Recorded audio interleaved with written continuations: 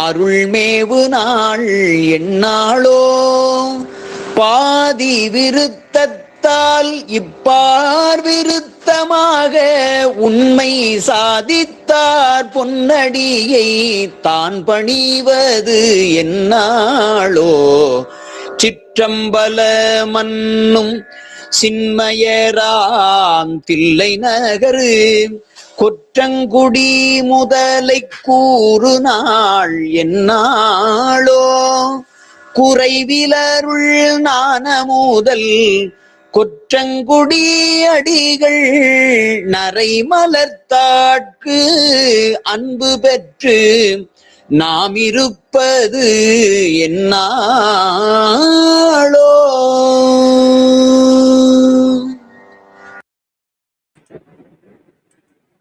திருச்சிற்றம்பலம்.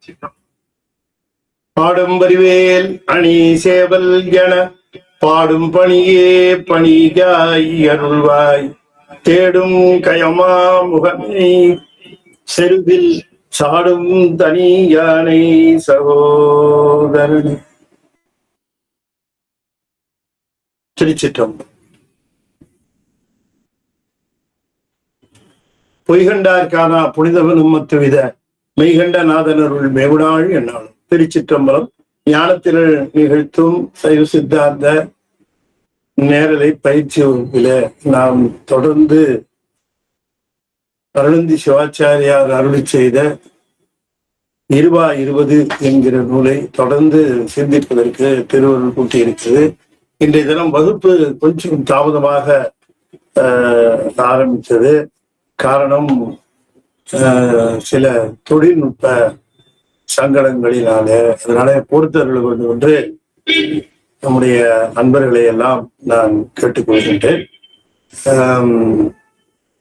தொடர்ந்து நாம் சிந்திப்போம். இதிலே ஆசிரியராக இருக்கக்கூடிய மெய்கண்ட தேவ நாயனாரிடம் சீடராக இருக்கக்கூடிய அருளந்தி சிவாச்சாரியார் முதன்மை மாணாக்கராக இருந்தவர். அவர் அருளி செய்த நூல் சிவஞான சித்தியார் நம்ம எல்லாருக்கும் தெரியும். அதை தவிர இதுவும் ஒரு நூலாக அவர் அருளி செய்திருக்கிறார். இதுல ஆசிரியரிடம் தம்முடைய ஐயங்களாக பல கேள்விகளை கேட்கிறார். சீடர் அப்படி ஆசிரியரிடம் கேட்கின்ற கேள்விகளுக்கு ஆசிரியர் விளக்கம் தந்தாரா இல்லையா என்பது பற்றி இந்த நூலிலே குறிப்பு இல்லாவிடனும் அவற்றையெல்லாம் தாம் உய்த்து உணருமாறு அவர் செய்தார் என்று நாம் எடுத்துக்கொள்ள வேண்டும். சைவ சித்தாந்த நூலாக இருக்கக்கூடிய சிவஞான போதம், சிவஞான சித்தியார், சிவப்பிரகாசம் போன்ற நூல்கள் நாம ரொம்ப பெருமைப்பட்டுக் கொள்ளலாம். சைவ சமய நெறி நிற்பவர்கள் நாம நிச்சயமாக பெருமைப்பட்டுக் கொள்ளலாம். இப்படி ஒரு சாத்திரத்தில தெளிவான, மிக தெளிவான நூல்கள் தமிழில நமக்கு சைவ சித்தாந்த நூல்களாக கிடைத்திருப்பது பெரும் பேரு. இப்ப நம்முடைய சாத்திர நூல்களை எல்லோரும் கற்கிறார்களா என்று கேட்டால் அதுக்கு நாம் இல்லை என்று சொல்லலாம். சரி, எத்தனை பேருக்கு அந்த வாய்ப்பு கிடைத்திருக்கிறது? இந்த நூல்களை எத்தனை பேர் அப்படி கற்கிறார்கள்? எல்லோரும் என்று எடுத்துக்கொள்வதை காட்டிலும் ஏன் சிவநெறியிலே நிற்பவர்கள், சிவனை வணங்குகிறவர்கள், சிவனே முழுமுதற் பொருள் என்று ஒப்புக்கொண்டு சிவனை தவிர வேறு கடவுளை வணங்காதவர்கள், சிவன் ஒருவனே சிவானுபவம் தந்து சிவானந்தத்தை விளைவிக்கின்ற தனிப்பெரும் முதல் என்று சொல்லக்கூடிய இந்த உண்மையை உணர்ந்து சிவத்தை தவிர வேறு சிறு தெய்வங்களை வழிபடாத நிலை, மறந்தும் புறந்தொழாத நிலை, எல்லா தெய்வங்களும் ஆன்மாக்கள் தான், திருமால், பிரமன் உள்ளிட்ட இந்திரன் உள்ளிட்ட அத்தனை பேரும் ஆன்மாக்கள். அவரவர்களுக்கு அவரவருடைய பதவிகளை தந்து முதன்மை நிலையிலே நிற்கிறவன் சிவபெருமான். படைப்போன் படைக்கும் பழையோன் காண்க என்று மணிவாசக பெருமான் சொல்கிறார். படைத்தவை காப்போன் காக்கும் கடவுள். இதை விட என்ன தெளிவா சொல்லுங்க பாருங்க. பிரமனுக்கு இவர்தான் படைப்பாளி. பிரமன் எல்லாவற்றையும் படைக்கிறான் என்று சொல்லுகிறோமே, பிரமனுக்கு படைப்பாளி இவர்தான் தெரியுமான்னு கேட்கிறார். எல்லாவற்றையும் படைத்த எல்லாவற்றையும் காப்பவன் திருமால். ஆனால் அந்த திருமாலை காப்பவன் சிவபெருமான் தெரியுமா என்று கேட்கிறார் மணிவாசகர் கேட்கிறார். ஆகையினாலே அப்படிப்பட்ட முழு முதற் பொருளாக இருக்கக்கூடிய சிவபெருமானை ஏற்றுக்கொண்டவர்கள் சாத்திர நூல்களை கற்கிறார்கள், படிக்கிறார்கள். அப்படி நூல்கள் இருக்கிறது என்று தெரியும். தேவாரம், திருவாசகம் போன்ற நூல்களை எல்லாம் இந்த தேவாரம், திருவாசகத்தை கற்று உணர்கிறவர்கள். இப்படி சாத்திர நூல்களும் இருக்கின்றன என்பதை அவர்கள் உணர்ந்திருக்கிறார்கள் என்பது ஒரு வியப்புக்கான ஒரு செய்தி. என்னன்னு கேட்டா தெரிவதில்லை. ஆகையினால வெகு சிலருக்குத்தான் இந்த சித்தாந்த நூல்களை பற்றி தெரிவது, அந்த சித்தாந்த நூல்களை கற்க வேண்டும் என்கிற ஆர்வமும் வெகு சிலருக்குத்தான் இருக்கிறது. அது வெகு சிலருக்குத்தான் இருக்கிறது என்று சொல்லுகிற போது இறைவன் தேர்ந்தெடுத்து அவர்களுக்கு அதை தருகிறான் என்று நாம நினைக்கலாம். அதோடு தப்பு கிடையாது.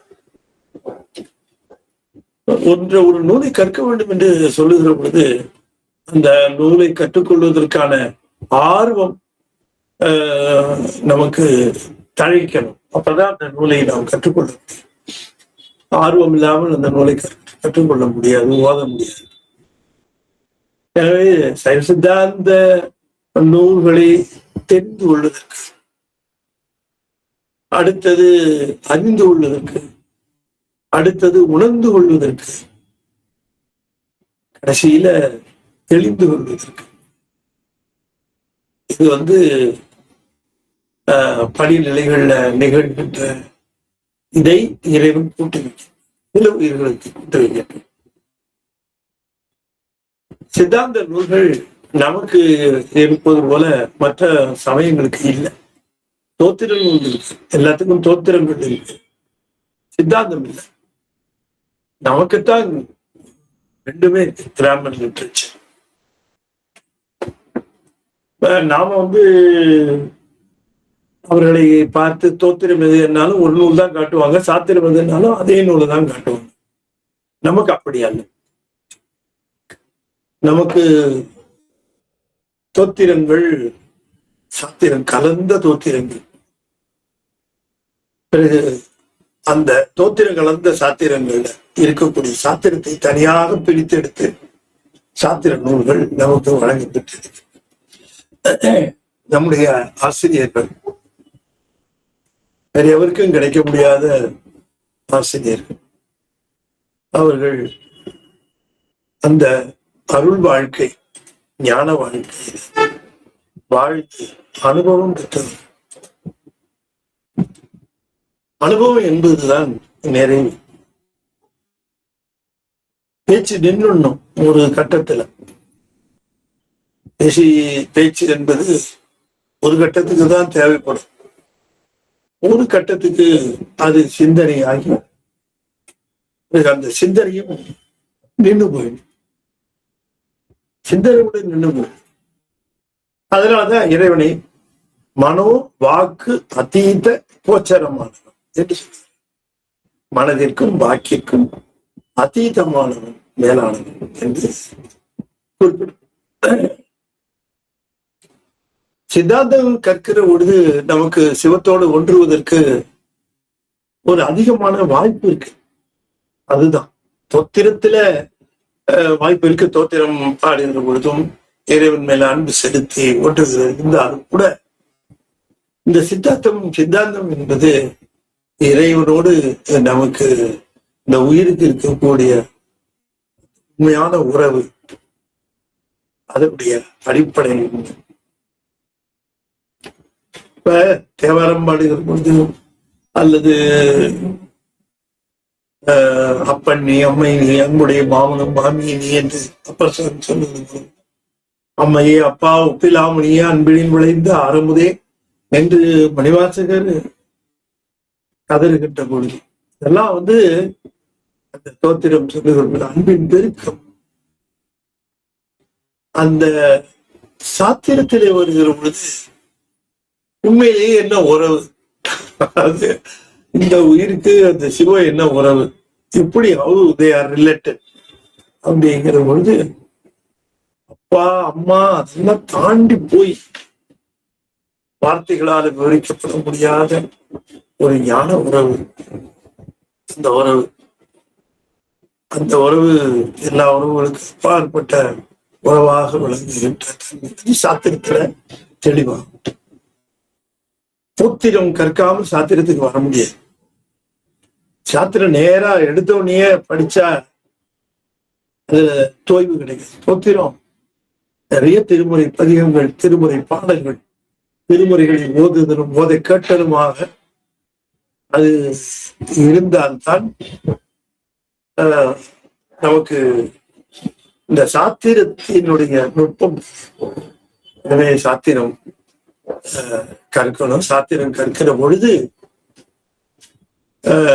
நாம் ஈசனுக்கு அடிமை, எந்த செயலும் அவனை அன்றி செய்தற்கு இயலாதவர்கள் என்கிற அந்த உண்மையை இந்த உயிர் உணரும். உயிர் தன்னை இழந்தால்தான் சிவத்தை பெற முடியும். தன்னை இழக்காமல் சிவத்தை பெற முடியவே முடியாது. எல்லாம் வரை என்னை இழந்த நலம் சொல்லாய் முருகா சுரபூபதியே என்று அருணகிரிநாதர் சொல்ற. நான் என்னை இழக்க முடியாது, கஷ்டம். இழந்தால் சிவம் சர்வனிச்சே. ஏன் அப்படி இழக்கணும், என்ன காரணம் என்று சொல்லுகிற பொழுது சித்தாந்த நூல் அதை தெளிவுபடுத்து. ஆகையினாலே அந்த தெளிவை நாம் பறந்து பெற்றுக் கொண்டே இருக்கிறோம். இந்த 20 என்கிற நூல் சிறப்பான நூல்.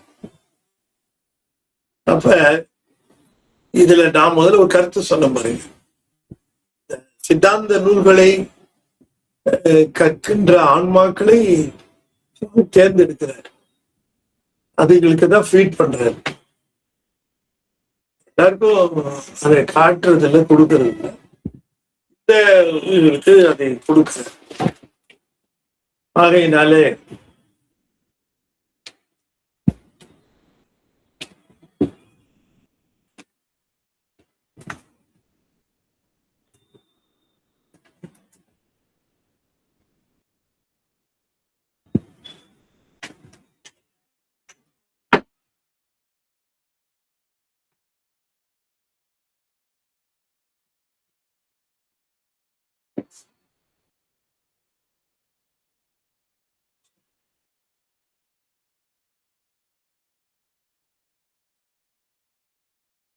சித்தாந்த நூல்கள்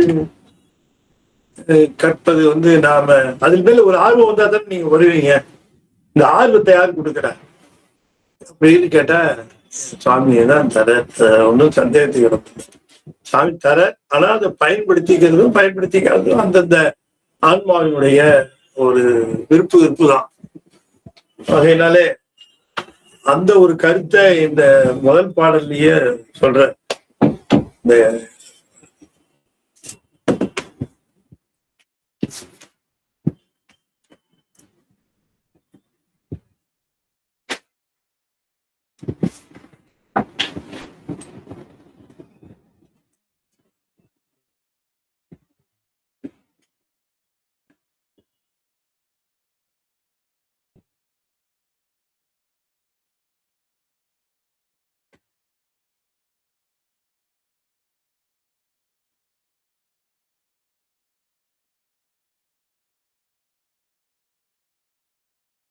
இப்ப நம்ம பார்க்க இருக்கிற பாடல் வந்து பாடல் 17.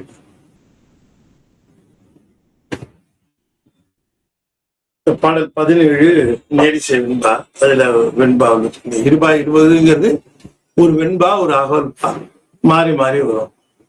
அப்படிதான் பார்த்தோம். 10 வெண்பா 10 அகவல்பா.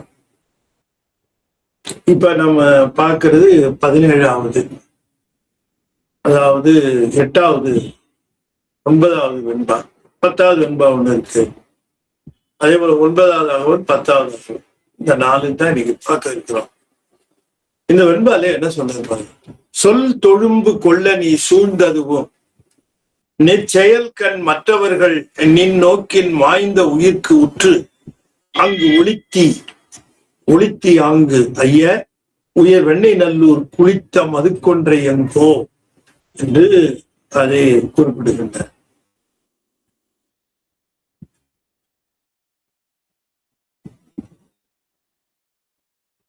சொல் தொழும்பு கொள்ள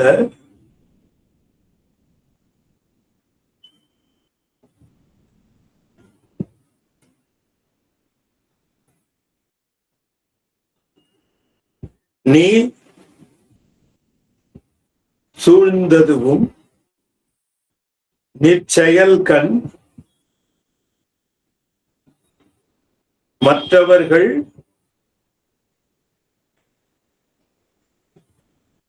நின் நோக்கின் மாய்ந்த உயிர்க்கு உற்று அங்கு ஒளித்தியாங்கு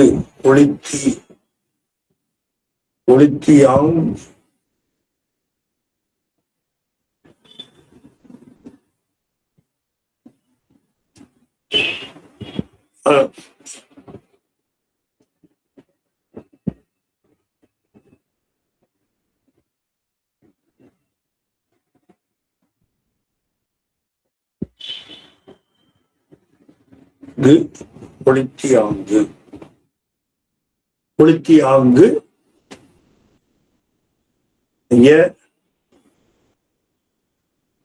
உயர்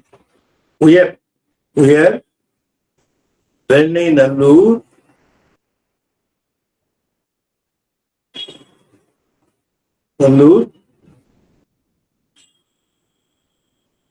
குளித்த மதுக்கொன்றை எம்கோ.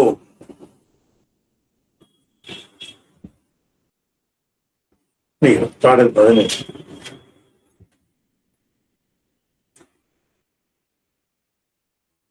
இந்த சொல்லுன்னு இருக்கு பார்த்தீங்களா, அது பூட்டுவிற்கோள்னு சொல்லுவாங்க. அத வந்து இங்க இந்த முதல் சொல்ல எடுத்து இங்க இப்படி சேர்த்து விடணும், இல்லை இதை எடுத்து அங்க சேர்த்து. தொழும்பு கொள்ள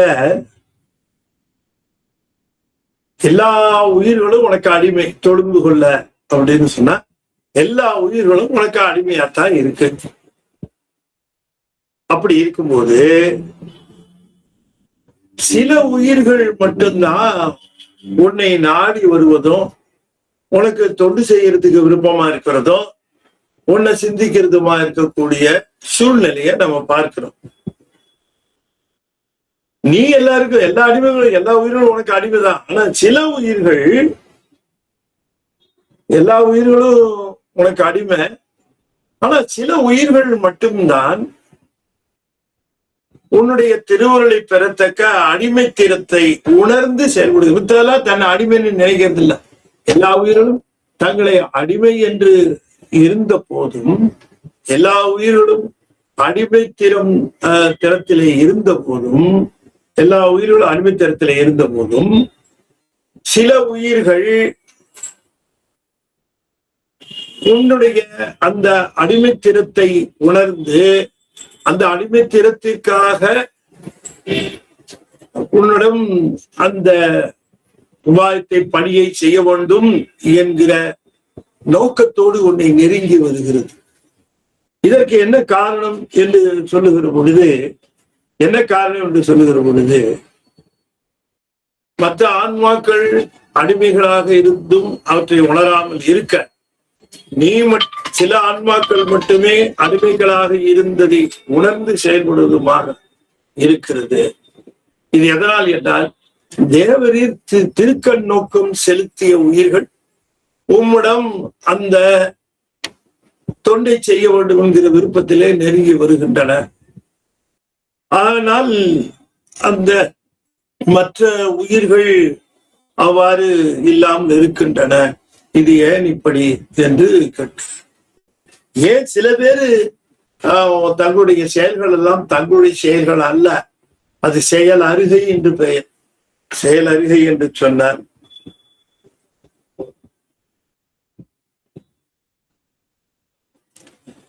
எந்த செயலை செய்ய விழைகிற பொழுது உள்ளுக்குள்ளே இருந்து ஆன்மா என்ன சொல்லும், எப்படி நீ செய்ய முடியும் இந்த செயல்கள், இது இறைவன் உனக்கு தந்த வலிமையினாலும் ஆன்ம பலத்தினாலும் அல்லவா நீ செய்கின்றாய். ஆகையினால் நீ உன்னுடைய திறத்தினால் இல்லை அது என்று அது உணர்த்தி கொண்டே இருக்கும். ஆனால் சில உயிர்கள் இலக்கத்தை கொள்ளப்படல, அதுக்கு தான் தான் செய்யறோம், தான் தான் எல்லாம் பார்க்கிறோம் அப்படின்னுட்டு அது செய்யுது. இதுக்கு எப்படி இந்த வித்தியாசம்? சில உயிர்கள் தான் செய்கின்றவற்றை எல்லாம் தன்னுடைய அடிமைத்திறத்தை உணர்ந்து தனக்கு தான் சிவத்திற்கு அடிமைதான் என்பதை நன்றாக உணர்ந்து அவையெல்லாம் செயல்பட்டு கொண்டு தன்னுடைய செயல் அல்ல, எல்லாம் என்னுடைய செயல் என்று இருக்கிற பொழுது, மற்ற உயிர்கள் அந்த அடிமைத்திறத்தை உணராமல் தான் தான் செய்கிறோம், தம்மால் தான் எல்லாம் முடிகிறது என்று இருக்கிறார்கள். இந்த ரெண்டு விதமான. ஆனா எல்லாருமே உனக்கு அடிமைதான், அத்தனை ஆன்மாக்களும் உனக்கு அடிமைதான். சரி, இத்தனை ஆன்மாக்களுக்கு அடிமையா இருக்கிற பொழுது ஒரு சிலருக்கு மட்டும் தன்னுடைய செயலை தன் செய்யவில்லை, தன்னுடைய செயல் அல்ல என்கிற அந்த எண்ணம் ஏன் வந்ததுன்னா, நீ திருக்கண் சாத்தினாய், அந்த உயிர்களை நீ திருக்கண் சாத்தினாய். அதனால அது தன்னுடைய அந்த நிலையை உணர்ந்து அது உன்னை நோக்கி வர ஆரம்பிக்கிறது. ஏன் இப்படி எனக்கு சொல்லுக. உயர் வெண்ணை நல்லூர் குளித்த மது கொன்றேன், மதுவினாலே நிறைந்து, மது என்று சொன்னால் தேன் நிறைந்து வழிகின்ற கொன்றை மலர்களை அணிந்த எம் அரசரே, சிவபெருமானுக்கு அடையாளம் கொன்றை மலர். எம் அரசரே, உயர்வு மிக்க திரு வெண்ணை நல்லூரிலே எழுந்தருளிய மெய்கண்ட தேவரே, தாங்கள் சொல்லுங்கள் என்று. இப்ப இவருக்கு மெய்கண்ட தேவர் வேற, சிவபெருமான் வேற அல்ல. இவருக்கு சிவபெருமான் தான் இங்க மெய்கண்ட தேவரா நாம் பார்க்கும்படியாக அமர்ந்திருக்கிறார். சிவத்தை இந்த ஊனக்கண்களால் பார்க்க முடியாது. ஆகையினாலே சிவத்தை காணுகிற கண்ணாக, இந்த கண்ணால் யானும் கண்டேன் காண்க என்று சொல்லுவது போல, கண்முதல் புலனால் காட்சியும் இல்லோன் அவன்தான் கண்ணுக்கு அகப்படுகிற குருவாக வந்தான். குருவாக வருவதே இந்த ஆன்மா இந்த உடலில் இருக்கிற பொழுதே சிவத்தை தரிசிக்கின்ற பாக்கியம் பேரு. உடம்புக்குள்ளே உயிர் இருக்கிற பொழுதே சிவத்தை சந்திக்கின்ற, சிவத்தை தரிசிக்கின்ற, சிவத்தை வழிபடுகின்ற பேரு என்பது என்ன என்று கேட்டார். அந்த குருநாதரை பார்த்து, போத குரு, எல்லா குருநாதரும் இல்ல, போத குரு, ஞானத்தை போதிக்கிறவர் மட்டுமே குரு. இந்த ஞானத்தை போதிக்க வேண்டும், ஞானத்தை போதிக்கணும். சும்மா தேங்காவோட வெத்தலைப்பாக்கு எடுத்து வை, வாழைப்பழத்தை ஒரு 2 சீப்பு வைங்க, சூடங்காட்டு, விளக்க ஏத்து, தண்ணியை ஊத்து, இதெல்லாம் இல்ல. இது சொல்லுகிறவர் குரு, அந்த குரு வேற. இவர் ஞான குரு. இந்த ஞான குருவை தரிசிப்பதுதான் சிவத்தை தரிசித்தல்.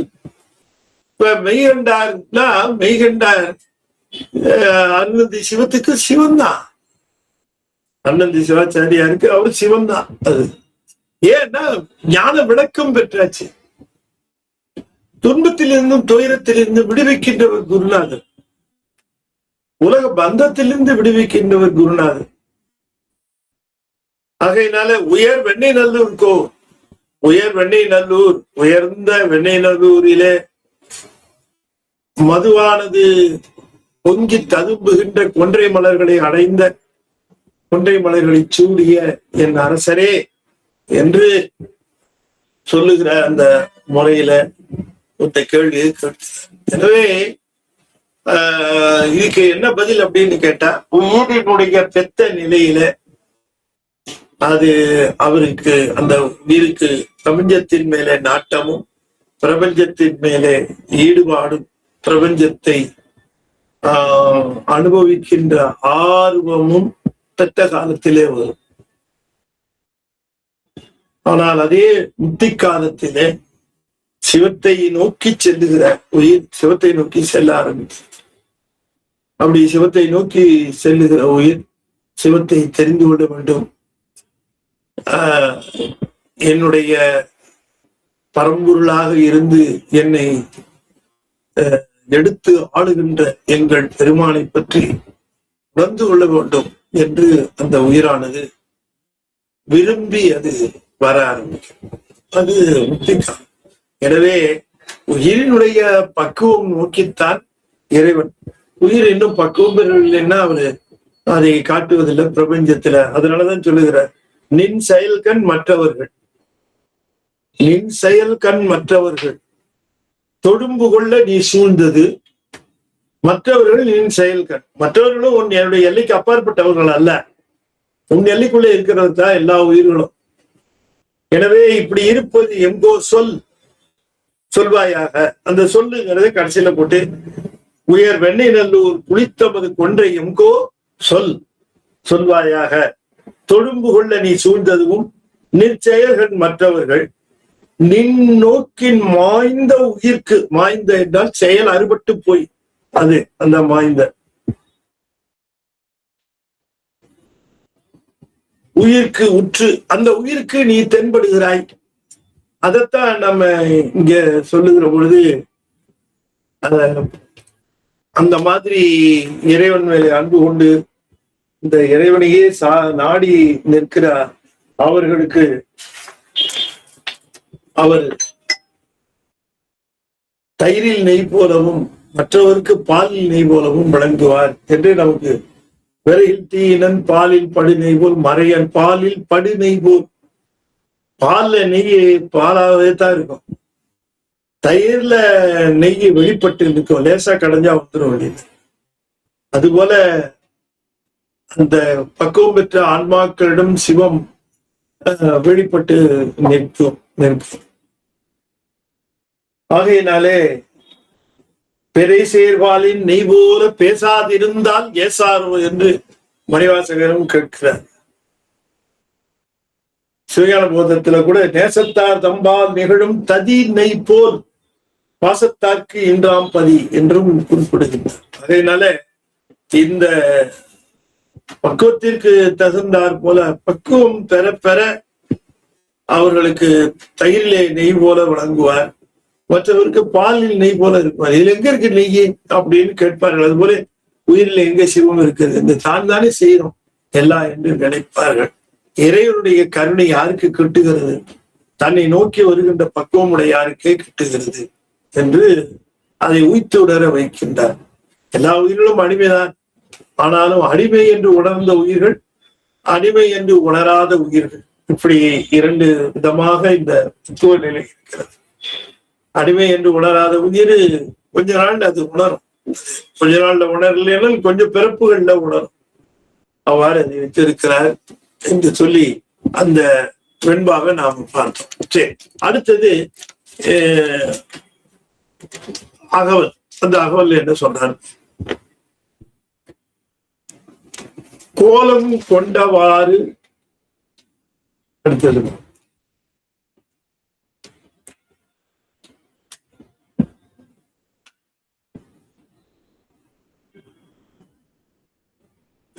உயிர்கள் எல்லாம் சிவத்திற்கு அடிமை.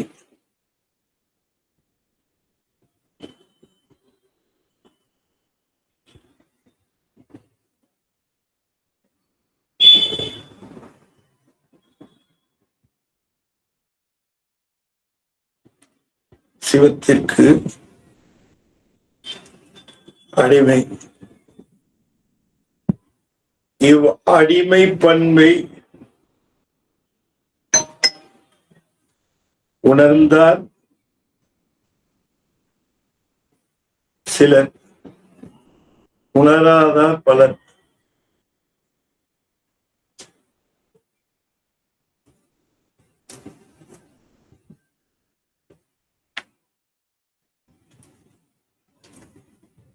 இவர் ஈசனுக்கு தொண்டு புரிவர். இவர் பிரபஞ்ச வாசிகளுக்கு தொண்டு புரிவர்.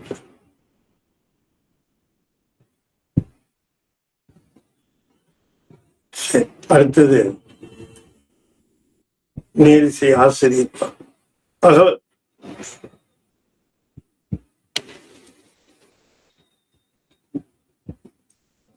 இதுல நிறைய செய்திகள் இந்த ஆன்மாவினுடைய பக்குவம் அபக்குவம் பற்றி பேசுகிறது.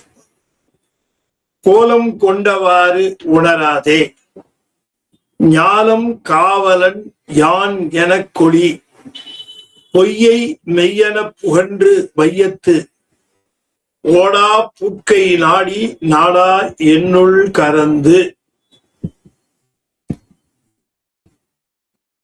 என் பின் வந்தருளி, என்னையும் தன்னையும் அறிவின்று இயற்று, என் அதி என்னது யான் எனும் அகந்தையும் கண்டு, யாவரும் யாவரையும் யாங்கனும் சென்று, புக்குழி புக்கு பெயர்த்துழி பெயர்ந்து, மிக்க போகம் விதியால் விளைத்திங்கு எற்பணியாளாய் எனப் பிரியாதே, ஓடி மீள்கென ஆடல் பார்த்திட்டு என் வழி நின்றனன் எந்தை அன்னோ. இது வரைக்கும் ஒரு இது. இறைவனை பார்த்து கேட்கிறார், நீ என்ன செய்யற, என்னென்ன செய்து கொண்டிருக்கிறாய், இவ்வளவு செய்கிறாயே, இத்தனையும் செய்து கொண்டிருக்கிறாய், உயிரை விட்டு நீ பிரியறதே இல்லை, உயிர் உறங்கும், நீ உறங்குவதில்லை, உயிர் கேவலத்துக்கு போகும், நீ ஆனாலும் கேவலத்துக்கு போக மாட்டே, உயிரோட இருப்ப.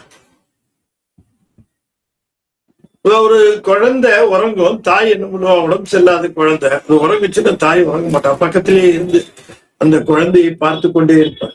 அது ஏதாவது எழுந்துருச்சுன்னா என்ன பண்றது என்று விழித்திருப்பான். இது எப்பவுமே நடக்குது சிவத்துக்கிட்ட.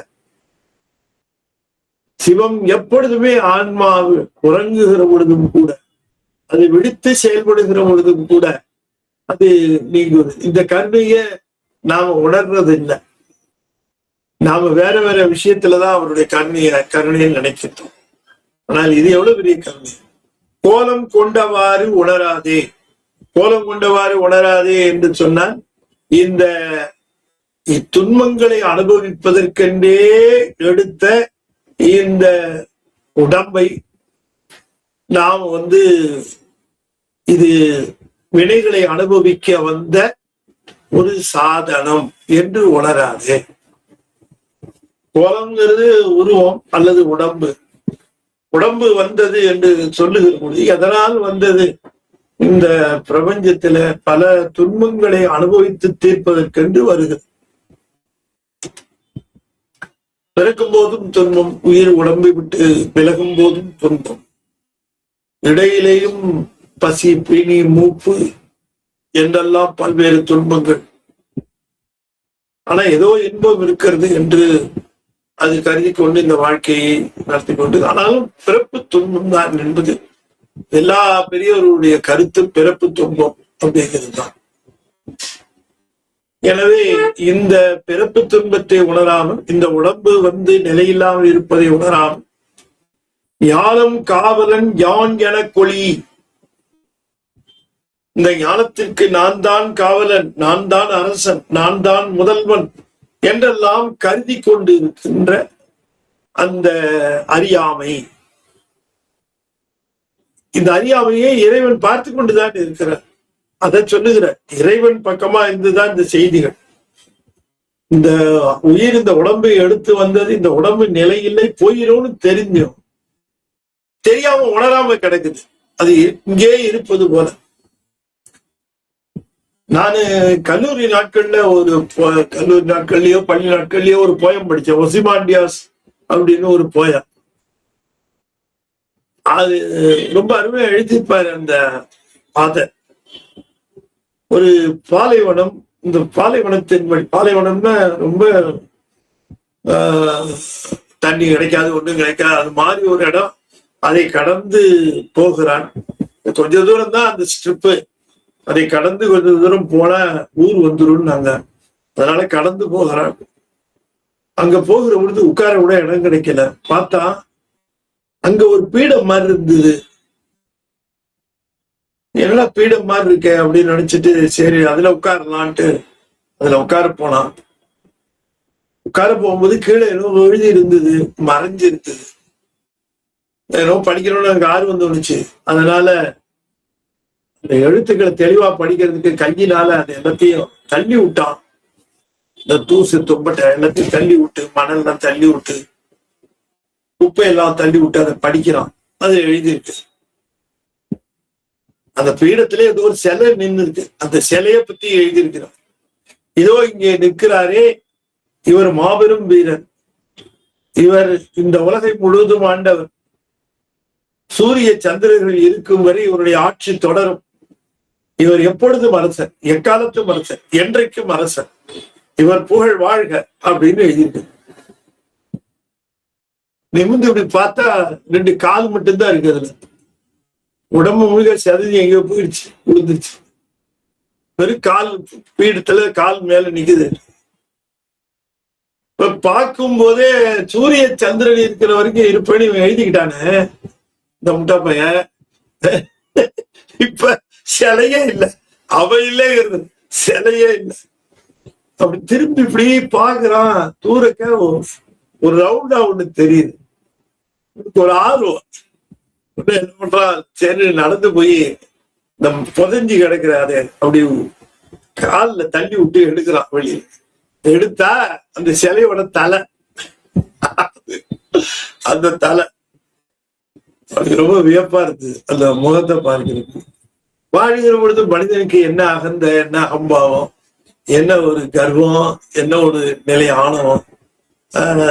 ஆனால் அவன் இப்படி ஆவான்னு அவன் அந்த சிலையை வைக்கும் போது நினைச்சிருந்தான்னு வைக்க சொல்லியிருப்பான். இந்த மாதிரி சிலை இப்படி ஆகும். அது போல இந்த கோலம் கொண்டவாறு உணராதே ஞானம் காவலன் யான் என கொழி. அது எனக்கு அந்த பாட்டை 12ஆம் நூற்றாண்டில் 13ஆம் நூற்றாண்டிலே நம்ம மக்கள் இதை எழுதிட்டாங்க. அவர் அந்த ஒசிமாண்டியாஸ் பாட்டுல எழுதுறத அதை உணராதே பொய்யை மெய்யென புகன்று வையத்து அசத்தியமாக நிலையில்லாமல் இருக்கக்கூடியதை, இந்த தேகாதி பிரபஞ்சத்தை, இந்த தேகத்தை, இந்த உலகப் பொருள்களை எல்லாம் பொய்யாக, பொய் என்று சொன்னால் இல்லாததுன்னு அர்த்தம் இல்லை, நிலை இல்லாததுன்னு அர்த்தம். இந்த நிலையில்லாதவற்றை நிலை என்று சொல்லி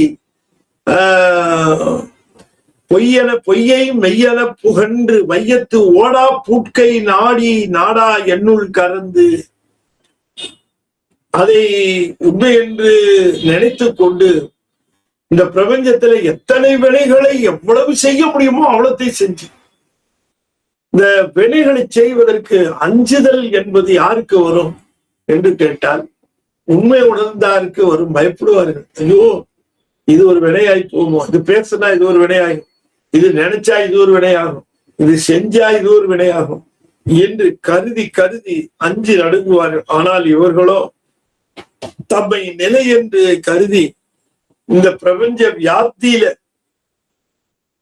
வியாப்தி என்றால் பரவி நின்று எல்லாவற்றிலும் எல்லாத்தையும் செய்யறது, அப்படி மேற்கோளாக செய்து நமக்குன்னு ஒரு தலைவன் இருக்கிறான் என்கிற விசாரணையே இல்லாமல் அப்படி இருக்கக்கூடிய எனக்குள்ளே இந்த ஈசன் மறைந்து நின்று பாருங்க, மறைந்து நின்று கறந்து நின்றுகிற. அதுதான் என்னுள்ளே ஓடா பூட்கை. பூட்கை என்று சொன்னால் அதுல விரிந்து பறந்து கலந்து தொழில் செய்யுதல். பூட்கை நாடி நாடா என்னுள் கறந்து, இறைவனை நாடாத எனக்குள்ளே மறைந்து இருந்து, அங்க இல்ல எல்லாம் இல்ல இருக்கிற இருந்து, அது மட்டும் இல்லாமல் என் பின் வந்தருளி, ஓடா பூட்கை நாடி நாடா என்னுள் கறந்து என் பின் வந்தருளி. நான் எங்கெங்கெல்லாம் போறேனோ அங்கெல்லாம் அது சொன்னார் பாருங்க, அற்புதமாக. என்னுள் கறந்தருளி புறம்புறம் திரிந்த செல்வமே சிவபெருமானே. புறம்புறம் திரிதல், எங்கெல்லாம் போறோமோ அங்கெல்லாம் பின்னாலேயே வந்து புறம்புறம் திரிந்து என் பின் வந்தருளி, நான் செய்யும் செயலுக்கெல்லாம் அது கூடவே இருந்து. ஏன்னு கேட்டா, ஆன்மா ஒரு விருப்பமா செய்யுதுன்னா இவருக்கு அது விருப்பம் இல்லையாங்கிறதெல்லாம் இல்ல. செய்யும் போது அதுக்கு செய்யறதுக்கான, அதுக்குதானே உடம்பு கொடுத்தாரு. உடம்பு கொடுத்துட்டு அது விருப்பத்துக்கு செய்யுது, அதனுடைய பயனை அனுபவிக்க தயாரா இருக்கேங்குது, எல்லாத்தையும் கொடுக்கிறார். எனவே என் பின் வந்தருளி என்னையும் தன்னையும் அறிவென்று இயற்று. என்னையும் தன்னையும், என்னை பத்தியும் எனக்கு, நான் ஒரு அடிமைன்னு எனக்கு தெரியாது, என்னுடைய தலைவனையும் எனக்கு தெரியாது. இதெல்லாம் இல்லாமல் நான் பாட்டுக்கு செயல்களை செய்து கொண்டு இருக்கிறேன் இல்லையா? உடம்பு ஏன் வந்ததுன்னு தெரியாது. இந்த உடம்பிலே இருக்கிற காலம் என்ன என்று தெரியாது. நான் தான் அரசன் என்று சொல்லிக்கொண்டு இந்த உலகத்திலே இருக்கக்கூடிய பொய்கள் எல்லாவற்றையும் பொய், நிலையில்லாதனவை என்று உணராமல் அவையெல்லாம் நிலையானவையே என்று கருதி இந்த உலகத்தை முழுமையாக அனுபவிக்க வேண்டும் என்கிற காரணத்தினாலே கலந்து நின்று, எதை சாப்பிடலாம், எதை திங்கலாம், எதை உட்காரலாம், எங்க பார்க்கலாம், எங்க என்று அந்த கலந்து நின்று, பிரபஞ்சத்திலே கலந்து நின்று, ஓடா புட்கை நாடி நாடா என்னுள், உன்னை நாடாத என்னுள் மறைந்து நின்று, நான் எங்கு செல்கிறேனோ அங்கெல்லாம் கூடவே வந்து என்னுள் கருந்து பின் வந்தருளி என்னையும் தன்னையும் பிரிவின்று, என்னையும் தன்னையும் பிரிவின்று இயற்று என்று சொல்லுகிறார்.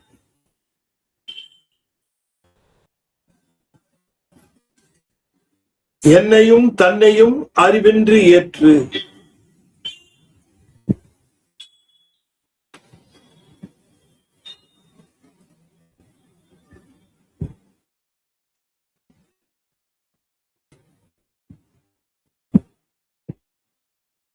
பிரபஞ்ச செயல்கள் எல்லாமே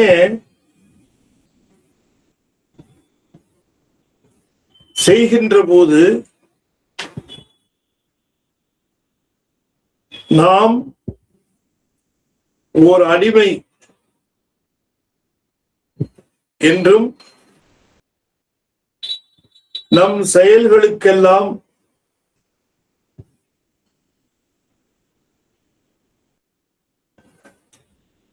தீர்ப்பு வழங்கும் தெய்வம் உண்டு என்றும் அறியாமல் கிடந்து,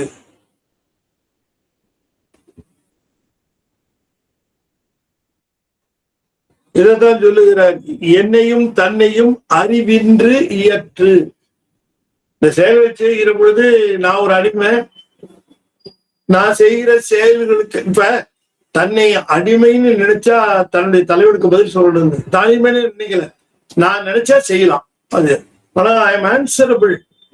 நான் என்ன செய்யறேனோ அதுக்கு நான் பதில் சொல்லி ஆக வேண்டும் என்கிற அந்த உண்மையும், அதை பதில் சொல்வது யாருக்கு சொல்லணும், ஒரு தலைவனுக்கு சொல்லணும் என்கிற அந்த உண்மையும் உணராமல், என்னது யான் என்னும் அகந்தை, இது என்னுடையது, இதற்கு நான் தான் தலைவன், இதை நான் தான் செய்தேன், என்னது யானும் எனும் அகந்தையும் கண்டு அதையும் பார்த்துக்கிட்டு தான் இருக்கிறார். ஈசனுடைய செயலை சொல்லுகிறார். ஈசன் ஒவ்வொரு உயிரும் செய்கிற பொழுது பின்னாலேயே சென்று அந்த உயிர் ஏற்றுகின்ற செயல்களுக்கெல்லாம் அவர் சாட்சியாக நிற்கின்றார். என்னது யான் என்னும் அகந்தையும் கண்டு யாவரும் யாவையும் யாங்கனும் சென்று, யாவரும் யாங்கனும் சென்று. யாவரும் யாங்களும். யாவரும் சென்றுன்னா என்ன அர்த்தம் அப்படின்னா, உயர்திணை அகிரிணை எல்லா பிறப்புகளிலும் சென்று. உயர்திணை அகிரிணை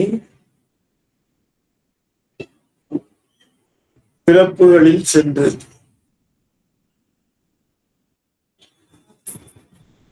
உயர்திணை அகிரிணை பிறப்புகளில் எல்லா பிறப்புகளிலும் சென்று.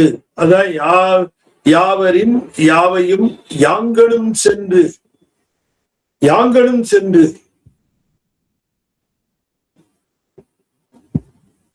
யாங்களும் என்பது பூமி, சொர்க்கம், நரகம். சொர்க்கம், நரகம் இங்கெல்லாம் போதே உயிர் உற்றுருவாங்க. சிவபெருமான் இல்ல, கூடவே தான் போவார். அது கூடவே தான் இருப்பாரு. அதுக்கு அனுபவம் நீவிடணும்னா அது கூட. ஆனா அவருக்கு அதுல ஒன்னும் பாத்தியதை இருக்காது, அனுபவம் இருக்காது. அது சொல்லுகிறார், யாவரையும் யாவையும் யாங்களும் சென்று புக்குடி புக்கு. உள்ளே புகுகிற பொழுது புகுந்து, பெயர்த்துழி பெயர்ந்து, அதை விட்டு வெளியே வருகிற பொழுது நீங்கி, பெயர்த்துழி பெயர்ந்து, மிக்க போகம் விதியால் விளைத்து. அது எதை அனுபவிக்க வேண்டுமோ அதை அந்த தருணத்திலே, அந்த முறையிலே, அந்த அளவிலே, அந்த காலத்திலே அனுபவிக்குமாறு செய்து.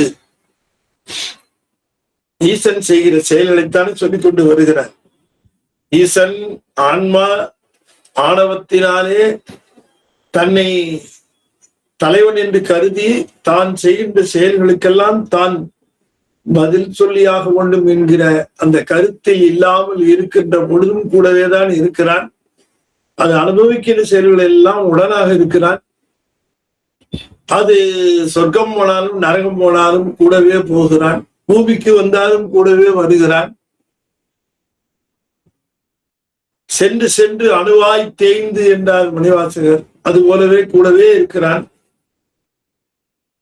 அது எல்லா பிறப்புகளிலும் நுழைகிற பொழுது நுழைந்தும், பிறப்பை நீங்குகிற பொழுது நீங்கியும், அந்த பிறப்பிலே இருக்கிற பொழுது போகம் விளைவித்து அதை அனுபவிக்க வேண்டியவற்றை எல்லாம் உரிய காலத்திலே உரிய முறையிலே தந்து, பிறப்பை தருகிற பொழுது ஒன்று தோறும் ஆடலை உருவி, ஆவிவை துண்டு தோறும் ஆடலை தொடங்கி, ஆய்வகை மன்று தோறும் ஆடிய மண்ணல் காமுற குன்று தோறும் ஆடிய குமரனை போற்றுவாம் என்று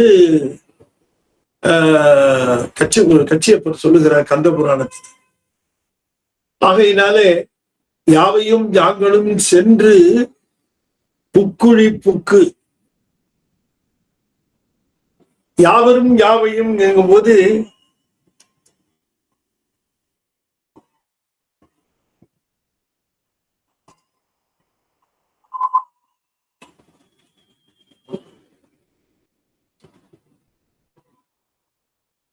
யாவரும் யாவையும் யாங்களும் சென்று. உயர்திணை பிறப்புகள் மனிதர் தேவர், அகிரிணை பிறப்புகள் அது சிந்திக்கிற அறிவு இல்லாத உயிர்கள். தாவரத்திலிருந்து இந்த அகிரிணை, அந்த பிறப்புகள் எல்லாவற்றிலும் கூடவேதான் இருக்கிறான் உயிருக்கு. மிக்க போகம் விதியால் விளைத்து, மிக்க போகம் விதியால் விளைத்து, இங்கு எப்பணியாளாய் என பிரியாத. பணியாளாய் பிரியாதுங்கிறது. அடிமை யார் அடிமைன்னே தெரியல. நான் போற இடம்ல என் பின்னாடியே வருது, ஏவலால் தானே வருவான். அந்த மாதிரி ஏவலால் போல என் கூடவே வந்து, ஏவலால் போல இருந்து, எவர்காரன் போல இருந்து,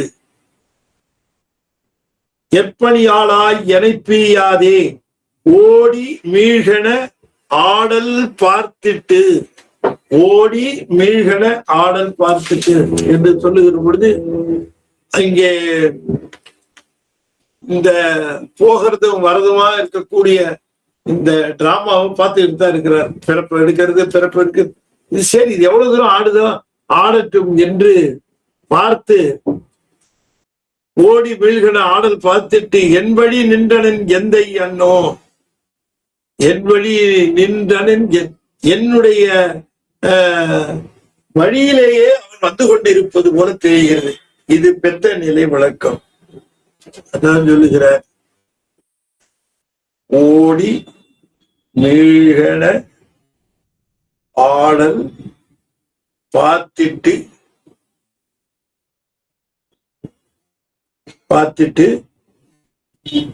என் வழி நின்றனன்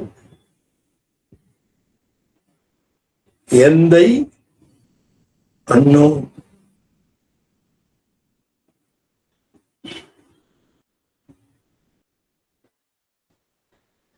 ஓடி மீழ்கன ஆடல் பார்த்துட்டு என் வழி நின்றனன் எந்தை அன்னோ.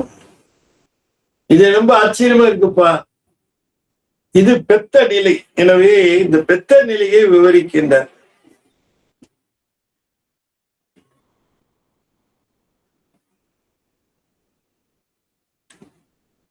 நீ இப்படி இருக்கின்றாய், பெத்த நிலையில் இப்படி இருக்கின்றாய்.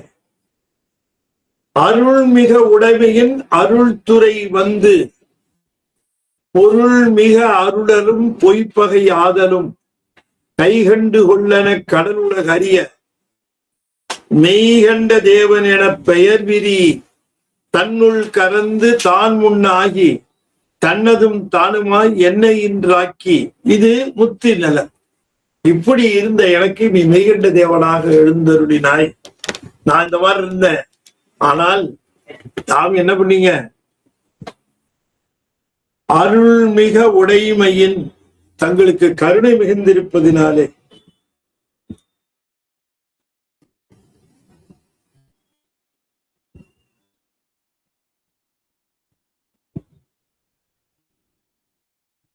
அருள்மிக உடைமை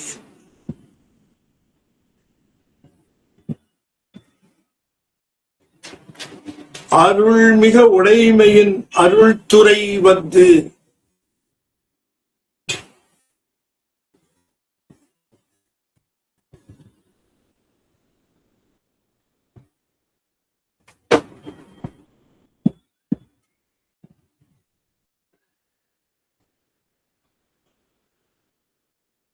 அருள்துறைன்னு திருவெண்ணெய்நல்லூருக்கு பேரு. பித்தா பெரை சூடி பெருமானே அருளாளா எத்தான் மறவாதே நினைக்கின்றேன் மனத்துன்னை வைத்தாய் பெண்ணே தென்பால் வெண்ணை நல்லூர் அருள்துறையுள். திரு அருள்துறை, அந்த கோயிலுக்கு பேரு திரு அருள்துறைன்னு பேரு. அத்தா உனக்காளாய்க்கு நீ அல்லே என்கணலாமே.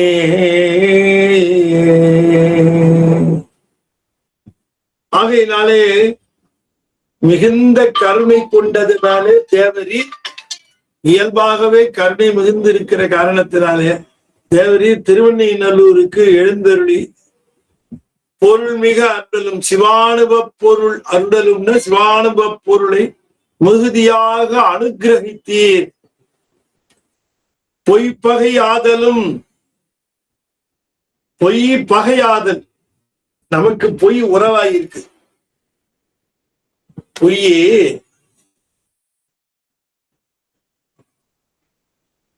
உறவாக இருப்பது பெத்த பொய் பகையாவது முக்தி. பொய் பகை அது சொல்ற, அது பொய் பகை ஆதலும், பொய் பகை ஆதலும் பொய் பகையாதலும். இந்த பொய்யாக இருக்கக்கூடிய பிரபஞ்சத்தின் மேல பகை வருதல் என்றால் அதன் மீது நாட்டம் நீக்காமல் அதை கடிந்து தீர்த்தலையும் கை கண்டு கொள்ளன, பிரத்யட்சமா பார்த்துக்கோ என்று குருநாதர் வந்தவுடனே காட்டுவார். அவர் திருப்பரத்துறையிலே எழுந்தருளினார், திருவெண்ணெய்நல்லூரிலே எழுந்தருளினார், மெய்கண்ட தேவன் என்ற பெயர் சூட்டிக் கொண்டார், என்னை ஆழ்வதற்கென்றே கருணையோடு வந்தார். ஆகவே கடல் உலகு அறிய மெய்கண்ட தேவனென பெயர் விரி.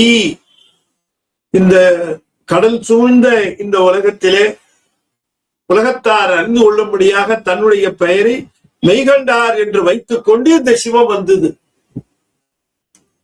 பித்தான்மாக்களுக்கு பின்னாலேயே போயிட்டு இருந்த அந்த சிவம் கறந்து இருந்தது, இங்கே வெளிப்பட்டது. அங்கே கறந்து விளங்கிற்று. பெத்தான்மாக்களுக்கு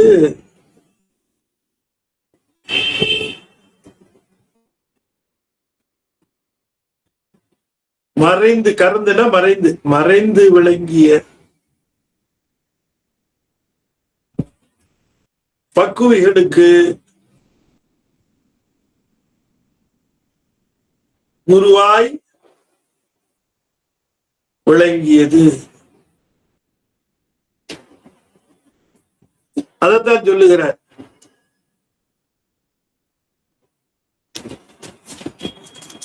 அருள்மிக உடைமையின் அருள்துறை வந்து பொருள் மிக அருளலும் பொய்ப்பகை ஆதலும் கைகண்டு கொள்ளென கடல் உலக அறிய மெய்கண்ட தேவனென பெயர் விரி. தன்னுள் கறந்து தான் முன்னாகி.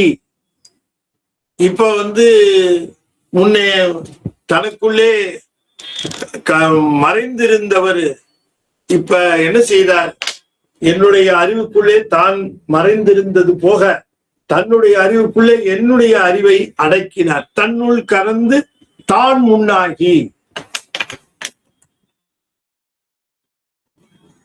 தன்னுள் கறந்து தான் முன்னாகி.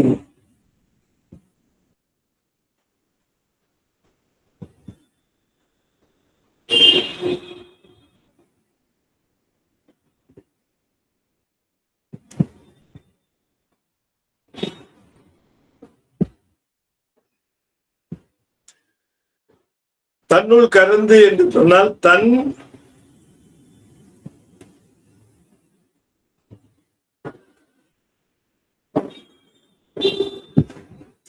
தன் பேரறிவில் என் சிற்றறிவை அடக்கி தன்னை முன்னிறுத்தி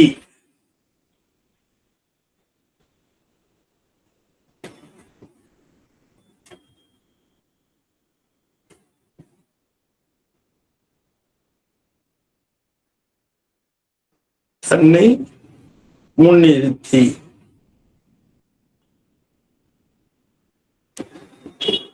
தான் தன்னுள் கறந்து தான் முன்னாகி தன்னதும் தானுமாய் என்னை இன்றாக்கி. தன்னதும் தானுமாய் என்னை இன்றாக்கி. தன்னையும் தானுமாய் தன்னையும் தானுமாய் தானும் தனது திருவருளுமாய்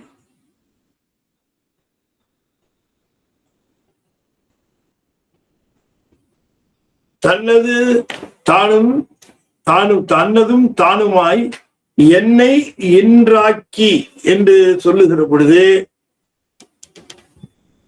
என்னுடைய ஞானத்தை மடக்கி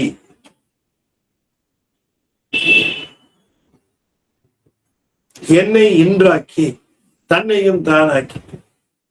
எனவே குருவாக வந்த பொழுது என்ன செய்கிறார் என்று கேட்டால் தன்னுடைய அறிவிற்குள்ளே அந்த சீடனுடைய அறிவை அடங்குமாறு செய்து தானும் தன்னுடைய திருவருளும் முன்பாக இருக்க சீடனுக்கு தான் எதையும் செய்கிறோம் என்கின்ற அந்த பிரஜையே இல்லாதபடிக்கு தன்னையும் என்னையும் தந்து என்று சொல்லுகிற பொழுது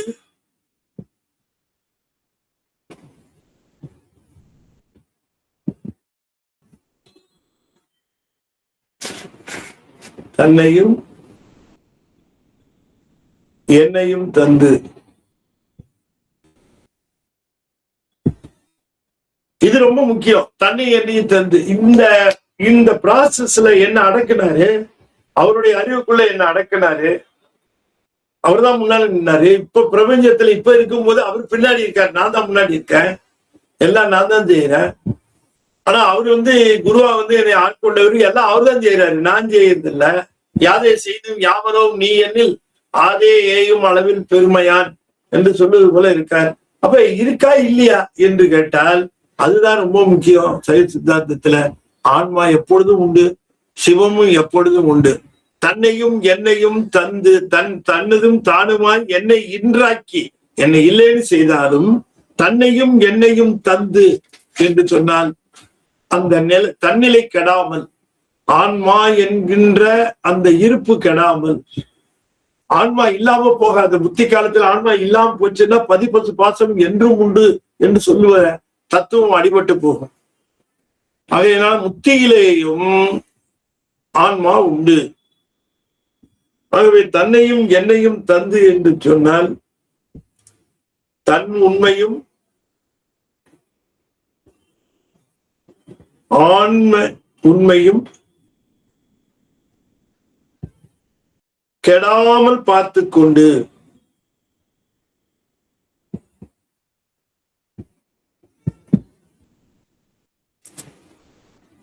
தனது செய்யாமையும் எனது செயலின்மையும், இது ரொம்ப அழகா அதெல்லாம் புரிஞ்சுக்கணும். நம்ம தனது செய்யாமையும்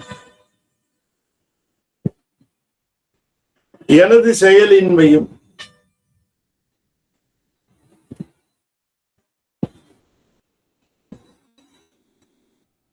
தனது செய்யாமையும் எனது செயலின்மையும் அப்படின்னு என்ன அர்த்தம்? தனது செய்யாமை என்று சொன்னால் ஆன்மாவினுடைய அனுபவங்களிலே தனக்கு எந்த விதமான அனுபவமும் இல்லாமல், அதுதான் ரொம்ப முக்கியம்.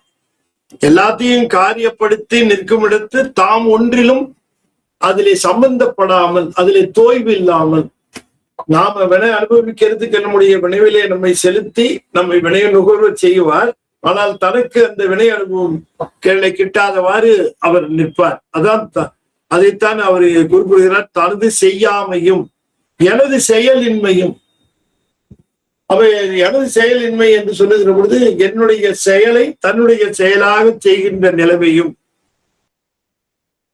அது நான் எதையும் செய்வதில்லை, என்னால் செய்கிறதற்கு இயலவில்லை, எனக்கு ஆற்றல் இல்லை, எல்லாம் சிவபெருமானே செய்கின்றான் என்கின்ற அந்த செயலின்மை.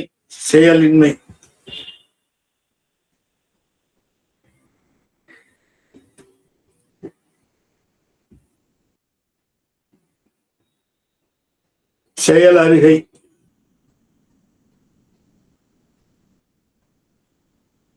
ஈசனின் உயிர் அனுபவங்களின் தோய்வின்மை.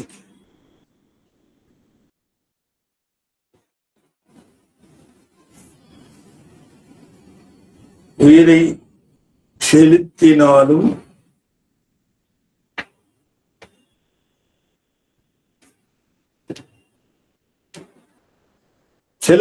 அவருக்கு அனுபவமின்மை. எம்மான் காட்டி எய்தல், இப்படி தரிசனப்படுத்தி எனக்கு உணர்வித்து நிற்கின்ற அந்த முறையை பார்த்த எடுத்து அம்மா எனக்கே அதிசயம் தருமே என்று முடிக்கின்றார். தன்னையும் என்னையும் தந்து தனது செய்யாமையும் எனது செயலின்மையும் எம்மான் காட்டி எய்தல், அம்மா எனக்கு அதிசயம் தருமே. அது முத்தி காலத்திலே செய்கின்ற செயல்களை இங்கே எடுத்து சொல்லி, அதே நேரத்தில் பெத்த காலத்திலே அவர் செய்த செயல்களையும் சொல்லி, பெத்தத்திலே செய்தது பார்த்தும் வியப்பாக இருக்கிறது. அதே பெருமான் முத்தி காலத்திலே செய்வதும் வியப்பாக இருக்கிறது.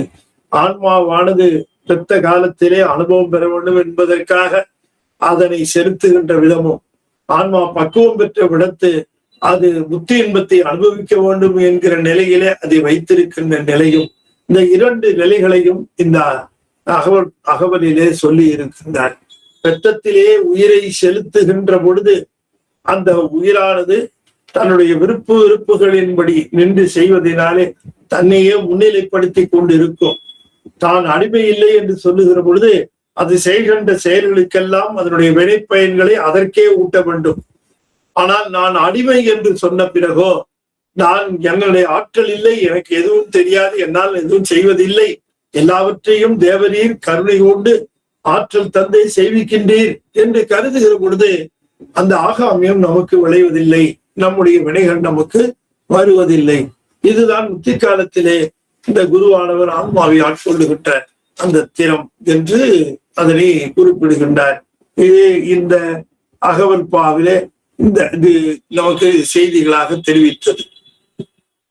கோலம் கொண்டவாறு உணராதே ஞாலம் காவலன் யானென கொளி பொய்யை மெய்யென புகன்று வையத்து ஓடா புட்கை நாடி நாடா என்னுள் கருந்து என் பின் வந்தருளி என்னையும் தன்னையும் அறிவின்றி ஏற்று என்னால் என்னதி யான் எனும் அகந்தையும் கண்டு யாவரும் யாவையும் யாங்களும் சென்று புக்குழி புக்கு பெயர்த்துழி பெயர்ந்து மிக்க போகம் விதியால் விளைத்து இங்கு எப்பணியாளா என பிரியாதே ஓடி மிழ்கன ஆடல் பார்த்துட்டு என் வழி நின்றனம் எந்த அண்ணோ பெத்தோம். இந்த வரி வரைக்கும் பெத்தோம். அதாவது 11, 12, 14 வரி வரைக்கும் 13 வரி வரைக்கும் பெத்தோம். 14வது வரி அருள்மிக உடைமையின் அருள் துறை வந்து குரு வந்ததுக்கு பிறகுதான் நம்முடைய வாழ்க்கையில போத குரு வந்த பிறகுதான் நம்முடைய ஆன்மீக நிறைவு. இது வரைக்கும் ஆன்மீக நிறைவு இல்லை. ஆகையினாலே அருள்மிக உடைமையின் அருள்துறை வந்து பொருள் மிக அருளலும் பொய்ப்பகை ஆதலும் கைகண்டு கொள்ளென தெளிவா பார்த்துக்கோ. கொள்ளென கடல் உலக அறிய மெய்கண்ட தேவன் என பெயர் விரி தன்னுள் கறந்து தான் முன்னாகி தன்னதும் தானுமாய் என்னை இன்றாக்கி நான் ஒரு பொருள் இருக்கிறதா இல்லையான்னு தெரியாதபடிக்கு தன்னையும் என்னையும் தந்து தனது செய்யாமையும் எனது செயலின்மையும் எம்மான் காட்டி எய்த அம்மா எனக்கு அதிசயம் தருவேன், எனக்கே அதிசயம் தருவேன் என்று சொல்லுகிறார். இனி அடுத்ததாக இந்த கடைசி வெண்பா 19வது வெண்பா. கடைசி வெண்பா முடித்த பிறகு கடைசி அகவல் ஒன்று இருக்கிறது. இது கடைசி வெண்பா. இப்ப இந்த வெண்பாவை நம்ம பார்ப்போம். இப்ப இது வரைக்கும் இந்த குருநாதருடைய சந்நிதியில குருநாதரை பல்வேறு ஐயங்களை கேட்டு தெரிந்து கொண்டே வருகிறார் சீடர். அந்த தெளிவை பெறுகிற பொழுது அந்த தெளிவை நமக்கும் தருகிறார். உண்மையிலேயே தெளிவு உடையவர் தான் இங்கே சீடர். ஆனாலும் இந்த நிலையிலே அவர் சொல்லுகிற முறையில மெய்கண்ட தேவ நாயனாரை நாமே குருவாக ஏற்றுக்கொண்டு நாமே ஐயங்களை கேட்பதாகவும் நாமே நம்முடைய விளக்கங்களை கேட்டு நிற்பதாகவும் நம்முடைய அந்த கேள்விகளை இங்கே வைக்கிட்டார். பிறகு இந்த கடைசி வெண்பாவிலும் கடைசி அகவல்பாவிலும் இரண்டிலும் தெளிவான விஷயங்களை எடுத்து நமக்கு சொல்லுகிறார். அது என்ன என்று பார்ப்போம்.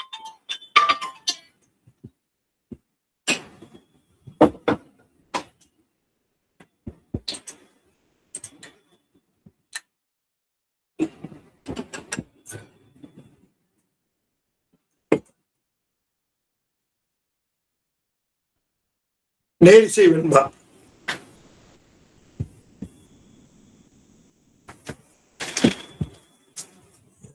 போடும்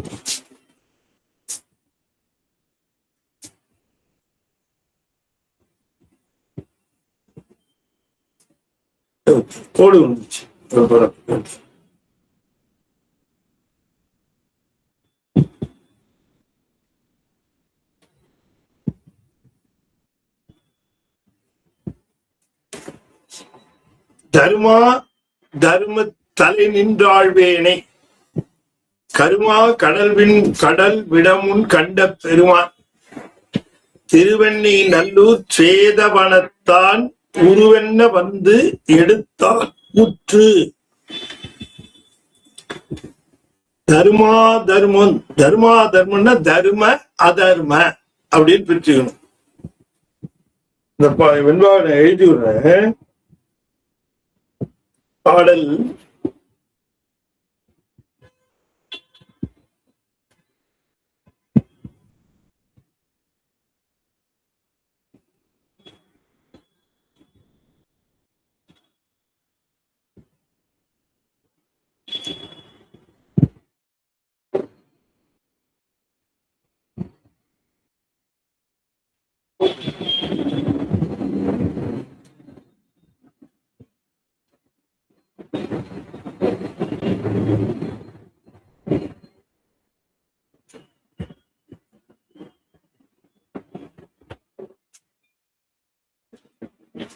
செயல் சொற்பது.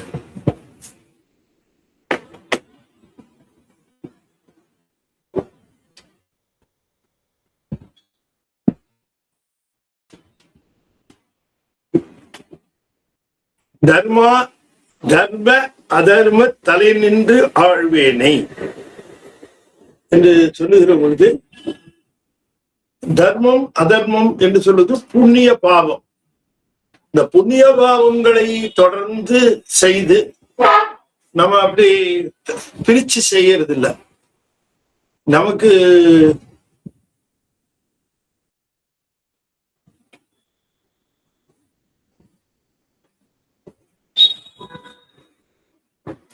செட்டிங் தான் இருக்காது.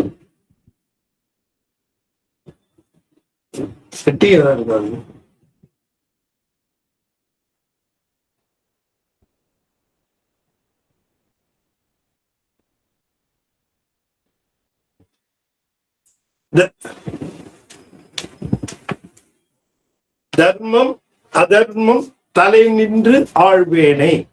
தர்மம் அதர்மம் தலை நின்று ஆழ்வேனை என்று சொன்னால், புண்ணிய பாவங்களிலேயே ஆழ்ந்து கிடக்கின்றவனை. ஒரு காரியம் செய்கிற பொழுது இது புண்ணியமா, இது நியாயமானதான்னு பார்க்கறதுல நம்ம நிறைய செய்திடறோம். அதை செய்கிற பொழுதே இந்த தர்மம் அதர்மம் என்கிற வேறுபாடெல்லாம் பார்க்காம அதை செய்துக்கிட்டே இருக்கிறோம். தினம் நாம செய்கிற செயல்களை எடுத்து அதை ஆராய்ந்து பார்த்தால் அதுல நிறைய புண்ணியங்கள் நிறைய பாவங்கள் இப்படி இருக்கிறத நாம பார்க்கிறோம். இந்த புண்ணிய பாவங்கள் எல்லாம் திரும்ப திரும்ப அது எங்கேயும் போயிடாது. அது அங்கே நான் என்ன செய்கிறேனோ அந்த செய்ததனுடைய அந்த செயல்கள் வினைகள் அவற்றினுடைய உணர்வுகள் இருந்து கொண்டேதான் இருக்கும். யாரையாவது நான் மனம் புண்படும்படி செய்து விட்டேன் என்று சொன்னால், அப்படி நான் செய்த செயல் புண்பட்டவரிடம் மட்டும் இருக்காது, என்னிடமும் இருக்கும். நான் அந்த செயலை செய்தது அவ்வளவு பதிவுகளும் இருக்கும். எங்க போயிடும் அது? அந்த பதிவுகள் நம்ம விட்டு போகாது. நாம நினைக்கிறோம் அவங்களுக்கு தான் அந்த பாவம், அவங்க தான் அந்த வினையை அனுபவிக்கிறாங்க. இல்ல, நாமும் அந்த வினையை நம்மிடம் பதிவு செய்யப்பட்டு விடும். அதனால தர்மத்து தலை நின்று ஆழ்வேனை அப்படி இருந்து புண்ணிய பாவங்களை வேறுபாடு தெரியாமல் செய்து கொண்டிருந்த அடியேனை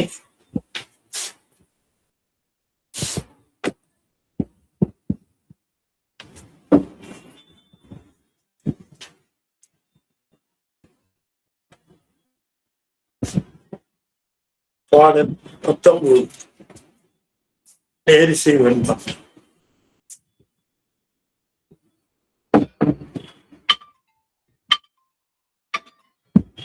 தர்ம தலை நின்று வாழ்வியனை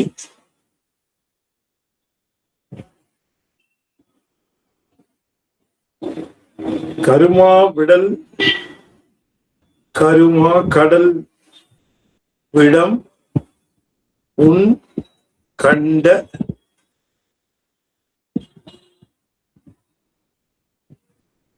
பெருமான்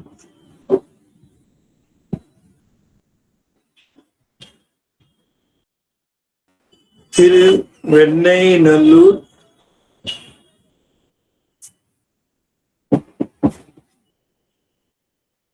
சேத வனத்தான்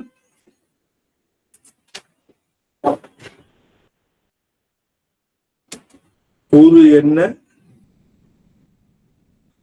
வந்து எடுத்தான்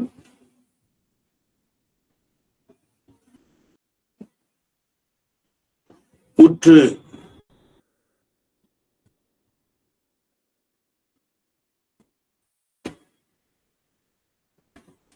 தர்ம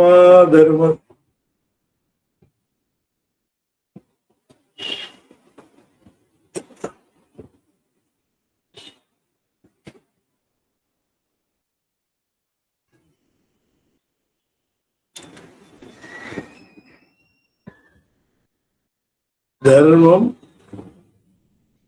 அதர்மம் தர்மா தர்மம் தலை நின்று ஆழ்வேனை இந்த நெய்கண்டாருடைய இயற்பெயர் பிள்ளை பெயர் ஸ்வேதவனத்தார். ஸ்வேதவனம் அப்படிங்கிறது வெண்காடல். ஸ்வேதம்னா வெண்மை, காடுனா வனம், ஸ்வேதவனம்.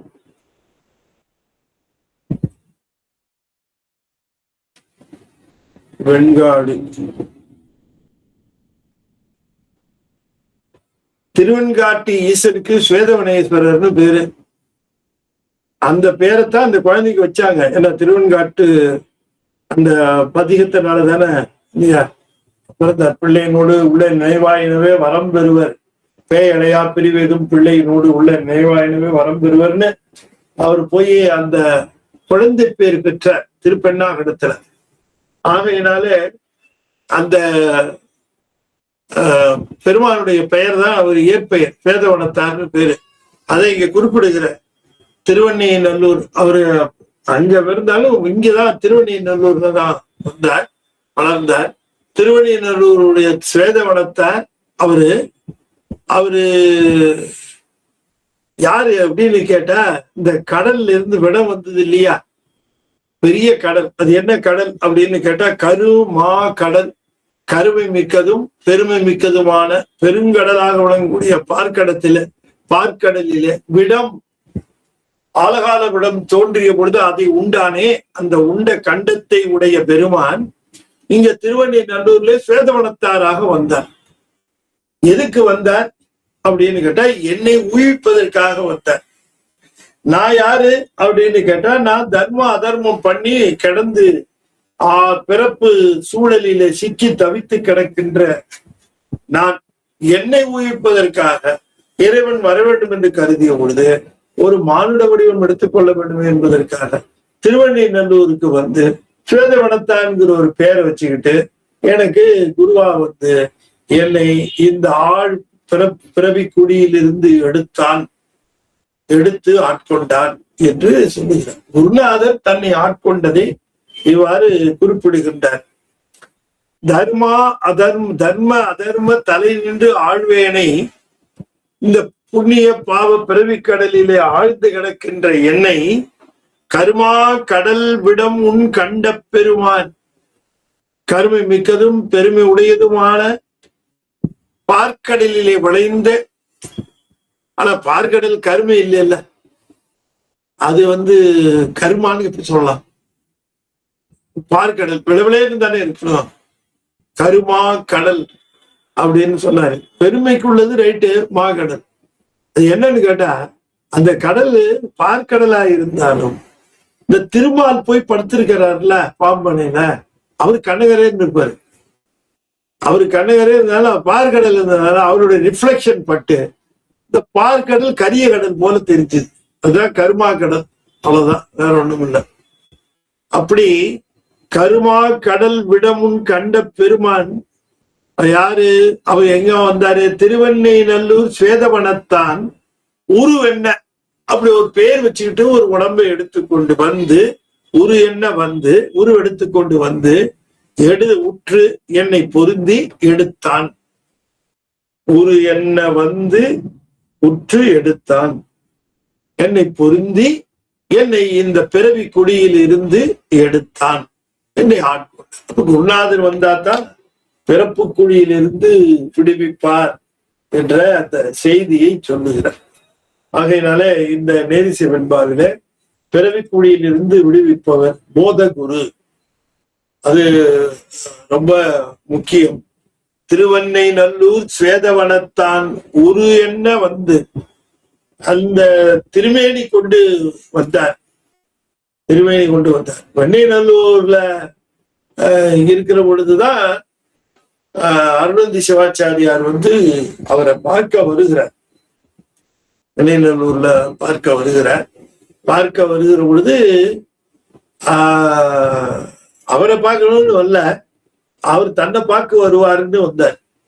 ஏன்னா இவருடைய குலகுருவா இருந்த காரணத்தினாலதான் அச்சித கலப்பாளருக்கு அந்த குழந்தை பிறந்தது.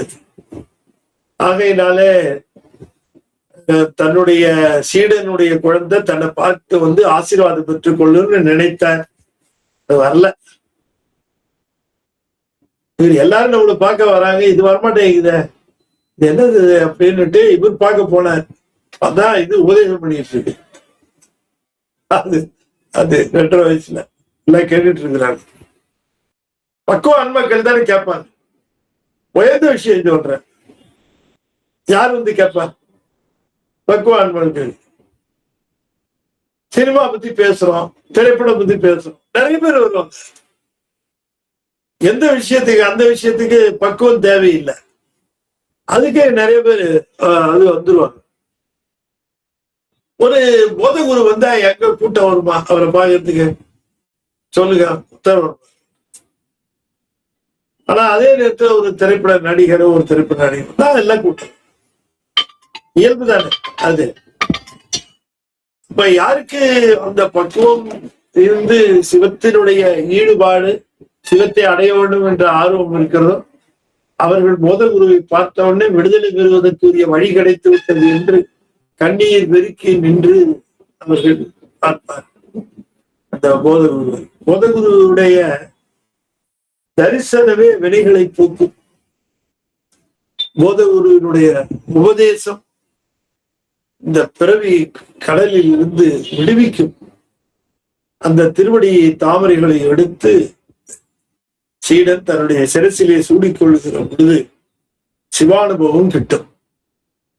இணையார் திருவடி என் தலைமையில் வைத்தலுமே துணையான சுற்றங்கள் அத்தனையும் துறந்தொழிந்தேன் என்று குறிப்பிடுகிறது. இந்த சீடன் குருவை பார்த்தவொடனே என்ன செய்யணுங்கிறது தோழர் போதத்துல அடியன்னு சொல்லியிருக்கேன். தோழர் போதம்னு அது ஒரு அற்புதமான நூல், ஞான நூல். ஸ்ரீகாழி சிற்றம்பல நாடிகள் அருளி செய்த நூல். உங்களுக்கு காப்பி வந்துருச்சா என்னன்னு தெரியல. ஆனாலும் நீங்க வந்து தோழர் போதம் உங்க கையில இருக்கணும். தோழர் போதம் ரொம்ப சிறப்பான ஒரு நூல். அதுக்கு விளக்க ஒரு புத்தகம் கிடையாது. நம்ம தான் இப்ப ஞானத்திறன் பப்ளிகேஷன் தான் போட்டிருக்கிறோம். ஆகையினாலே அதுல ஒரு பாடம் உங்களுக்கு பாட்டு சொல்லலான்ட்டு.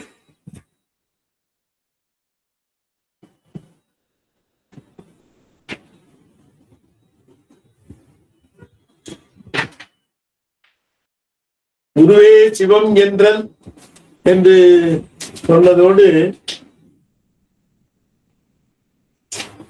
ரொம்ப அருமையான அந்த பாடல்கள்.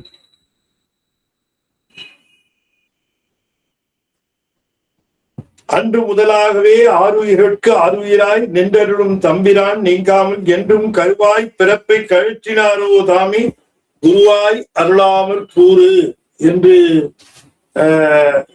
சொல்லுவதும், ஆகம் உயிர் பொருள் கொண்டு அன்றே அருளளித்து சோகம் என பாவிக்க சொன்னாரை தாகத்தோர் வேண்டும் பொழுதெல்லாம் வேண்டும் பொருள் வந்தது போல் பூண்டு தொடல் அன்றோ பொருள் என்று குறிப்பிடுகின்றார்.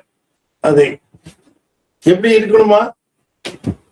இரவு பகல் நிழல் போல் இட்ட பணி செய்து குறவர் புகழ் வாயார கூறி திருமுன் விழுந்து விழிநீர் பொழிய மெய் விதித்து நின்று தொடுந்தவத்தோர் காணும் சுகர் அப்படின்னாரு.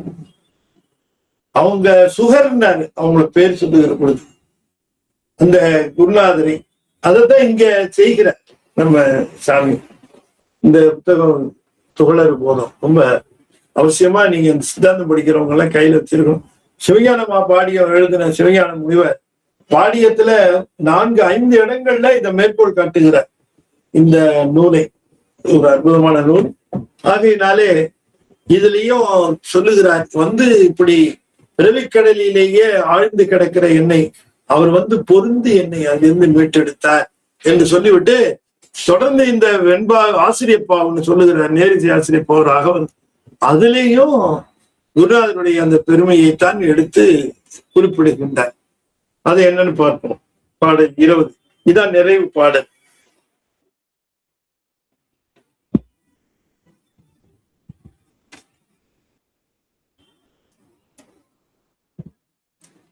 பாடல் 20. இருபா 20 தானே இந்த 20வது பாடல். இது நேரிசை ஆசிரியப்பா.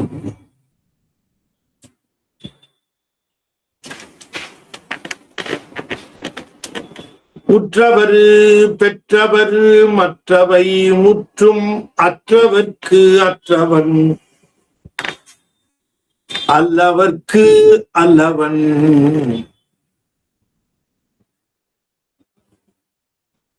உற்றவர் பெற்றவர் மற்றவை முற்று மற்றவர் கற்றவன் நல்லவர்க்கல்லவன். நல்லவர்னு அது இருக்கு, ஆனா அல்லவர்னு அது படிக்கணும், பிரிச்சு படிக்கிறவங்க. உற்றவர் பெற்றவர் மற்றவை முற்றும் அற்றவர்க்கு அற்றவன்.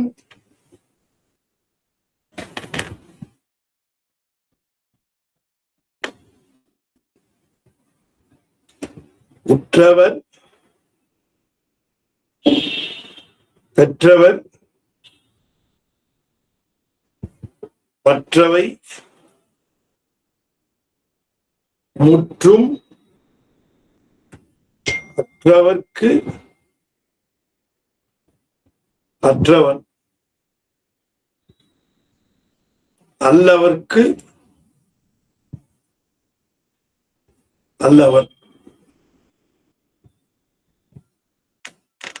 பெற்றவர்னா யாருன்னு தெரியும் உங்களுக்கு?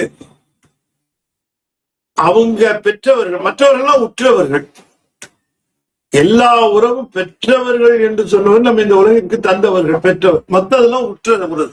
அதுக்கப்புறம் வந்து சேர்ந்த உறவு, மனைவி மக்கள் மாம மச்சான் எல்லாம் அதுக்கப்புறம் உற்ற உறவு. பெற்ற உறவு வேற, உற்ற உறவு வேற. உற்றார்னு அதனாலதான் அதுக்கு பேரு உற்றார் என்று சொன்னால் உற்ற உறவுகள். நாம இவருக்கு மகனாக பிறந்த காரணத்தினாலே அப்பா வழியிலையும் அம்மா வழியிலையும் நமக்கு கிட்டிய அந்த உறவுகள் தான் அந்த உறவுகள். அவரை உற்றவர் பெற்றவர் என்று குறிப்பிடுகின்றார். உற்றவர் பெற்றவர் மற்றவை இந்த உறவாதிகள், பிறகு உரிமையாதிகள் ரெண்டையும் பிரிக்கிறார். உறவு உரிமை இந்த இரண்டும் அற்றவர்க்கு அற்றவன்.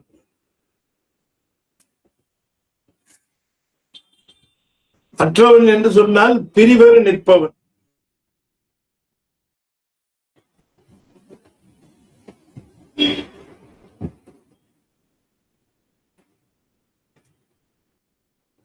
மற்றவர்க்கு அல்லவர்க்கு, அல்லவர்க்கு அல்லவர் என்று சொன்னால் மற்றவர்க்கு.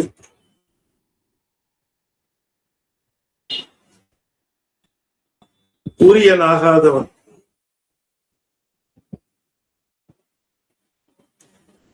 இவருக்கோ உற்றவரையும் மற்றவரையும் உற்றவருக்கு உரியவனாக இருப்பான். அப்படி விடாதவர்களுக்கு அவன் தூரம் சேயனாக இருப்பான் என்று பதி நிலையை சொல்லுகிறார். அப்ப நம்முடைய உறவுகள் உடமைகள் எல்லாவற்றையும் நாம நிலையில்லாத என உணர்ந்து நிலையான உறவாக இருக்கக்கூடிய சிவத்தை உணர்ந்து பற்றினால் சிவம் நமக்கு உண்டு. எனவே சிவம் நமக்கு என்பது எப்பொழுதுன்னா நான் என்ன நினைக்கிறேங்கிறத பொறுத்துதான். எனக்கு உலகம் வேண்டும் நீயும் வேண்டும் என்று சொன்னால் வாய்ப்பு இல்லை. ஒண்ணு we have to choose between these two. உலகம் சிவம். உலகம் வேணா எடுத்துக்கலாம், ஒன்னும் தப்பு கிடையாது. அது வாட்டுக்கு அது இருக்கலாம். இல்ல சிவம் வேண்டாம் இருக்கலாம். உலகம் இருந்தால் சிவம் இல்லை, சிவம் இருந்தால் உலகம் இல்லை. ரெண்டும் ஒண்ணுக்கு ஒண்ணு ஒட்டாது. யாவையும் சூனியம் சத்தது ஆகலின் சத்தே அறியாது அசத்து இலது அறியாது. சிவையான போதம். ஆகையினாலே உற்றவர் பெற்றவர் மற்றவை முற்றும் அற்றவர்க்கு அற்றவர். அதே ஞானசம்பந்தர் சொல்லுவார், அற்றவர்க்கு அற்ற சிவன் என்று சொல்லுவார்.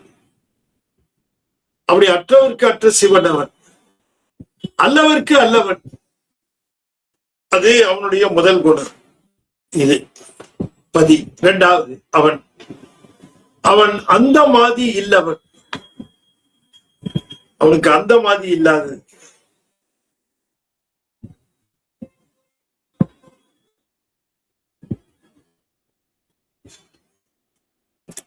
அந்தமும் ஆதியும் இல்லாதவன், அந்தம் ஆதி இல்லவன்.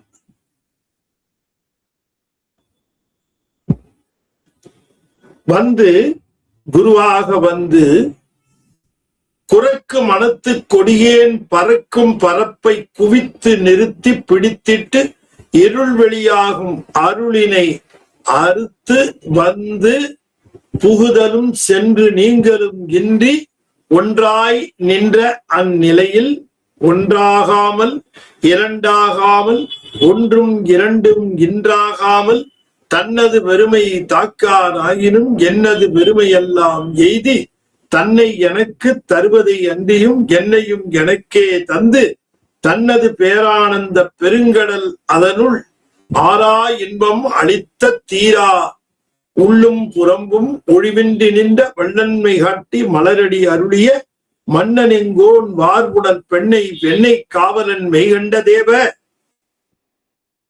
அண்ணல் அருளால்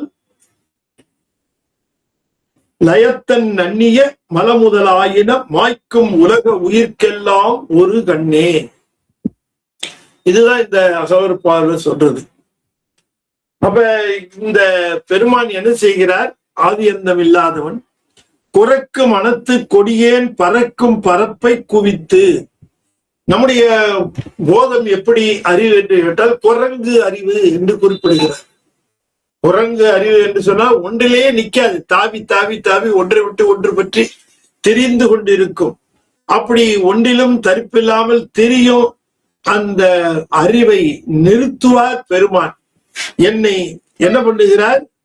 இந்த பிரபஞ்சத்திலேயே தெரிந்து வினைகளை செய்வதிலேயே முனைப்பாக இருக்கிற என்னுடைய அந்த தன்மையை ஒடுக்குவித்து குறைக்கு மனத்து கொடியேன் பறக்கும் பரப்பை குவித்து நிறுத்தி பிடித்திட்டு.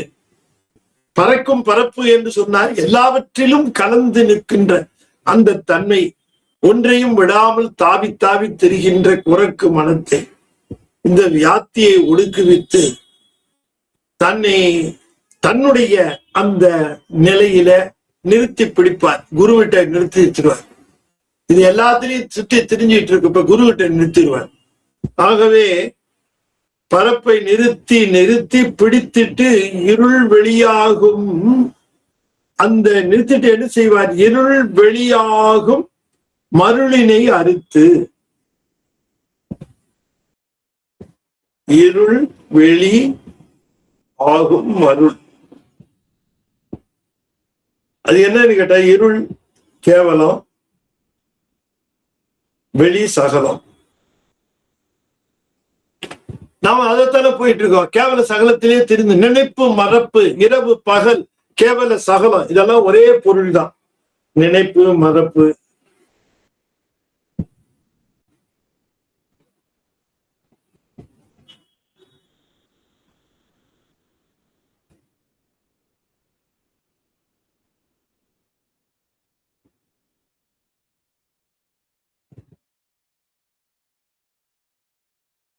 நினைப்பு மறப்பு, இரவு பகல்.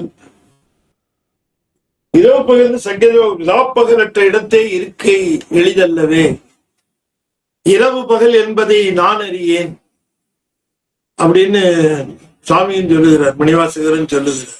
என்னை நான் என்பது அறியேன், இரவு பகல் ஆவதும் அறியேன், மனவாசகம் கடந்தான் அப்படின்னு சுவாமியை குறிப்பிடுகிறார். எனவே குறைக்கு மனத்து கொடியேன் பறக்கும் பரப்பை குவித்து, அப்படியே ஸ்கேட்டர்டா பரவலா இருக்கிற அறிவை கான்சென்ட்ரேஷன் தன்னிடம் நிறுத்துமாறு அதை குவித்து, உலகத்தில பரவலாக இருந்த அந்த அறிவை தன்னிடம் குவித்து நிறுத்தி பிடித்திட்டு இருள் வெளியாகும் கேவல சகலத்திலே திரிகின்ற அந்த தன்மை மருளினை மயக்கத்தை அறுத்து வந்து புகுதலும். அதாவது ஆச்சாரியார் வந்து தனக்குள் தன்னுடைய அறிவிற்குள்ளே சிந்தனைக்குள்ளே நினைவுக்குள்ளே வந்து புகுதலும் சென்று நீங்களும். என்னுடைய பாசம் இருக்கிறதே அது சென்று விட்டது. சென்று நீங்களும் என்னுடைய பாசமானது சென்று நீங்களும் இன்றி ஒன்றாய், அது மட்டுமின்றி ஒன்றாய் நின்ற அந்நிலையில். ஒன்றாய் நின்ற அந்நிலையில் அனாதியே தாமும் தானும், அதாவது ஒன்றாய் நின்ற அந்நிலையில் ஒன்றாகாமல் இரண்டாகாமல் ஒன்றும் இரண்டும் இன்றாகாமல் அதை சொல்லுகிறார்.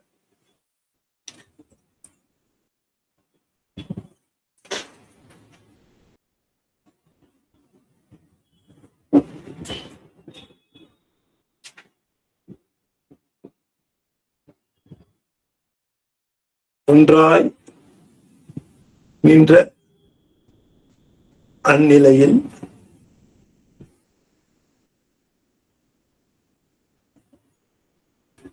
ஒன்றாய் நின்ற அந்நிலை. ஒன்றாய் நின்ற அந்நிலை என்று சொன்னால் உயிரை விட்டு சிவம் நீங்காமல் நிற்கும் நிலை. ஒன்றாய் நின்ற அந்நிலையில் ஒன்றாய் நின்ற அந்நிலையில் ஒன்றாகாமல். இந்த அத்துவிதம் புரிஞ்சுக்கணும்.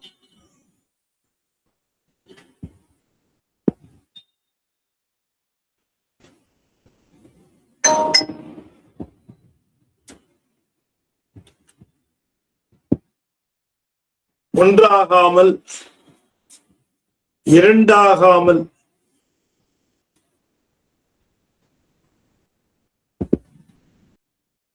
ஒன்றாகாமல் சிவம் ஆன்மா. ஒன்றாகாமல் இரண்டாகாமல் ஒன்றும் இரண்டும் இன்றாகாமல்.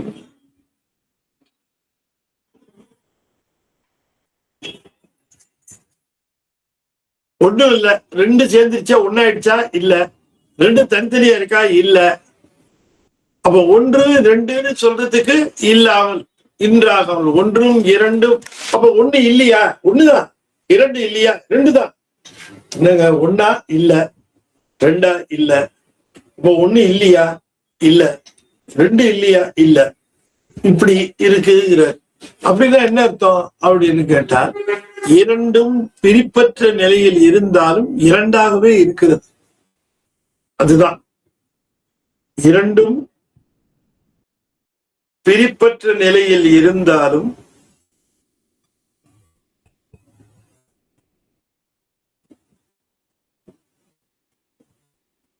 இரண்டாகவே இருக்கும்.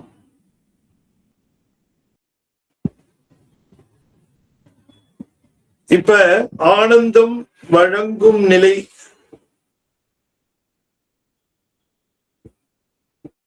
ஆனந்தம் பெறும் நிலை,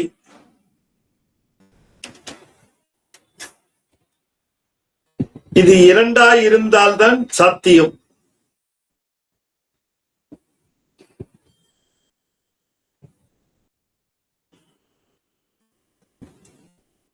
இரண்டா இருந்தா தானே சாத்தியம். இல்லாட்டி எப்படி ஆனந்தம் கொடுக்கறதுக்கு ஒருத்தர் வாங்கறதுக்கு ஒருத்தர் இல்லைன்னா அப்புறம் ரெண்டா இல்லைன்னு. ஆனா அதே நேரத்திலே அனுபவிக்கப்படுகின்ற பொருளும் அனுபவிக்கிற பொருளும் வேறாக இருந்தால் அனுபவம் நிகழ்வதில்லை. அனுபவிக்கின்ற பொருளும் அனுபவப்படும் பொருளும்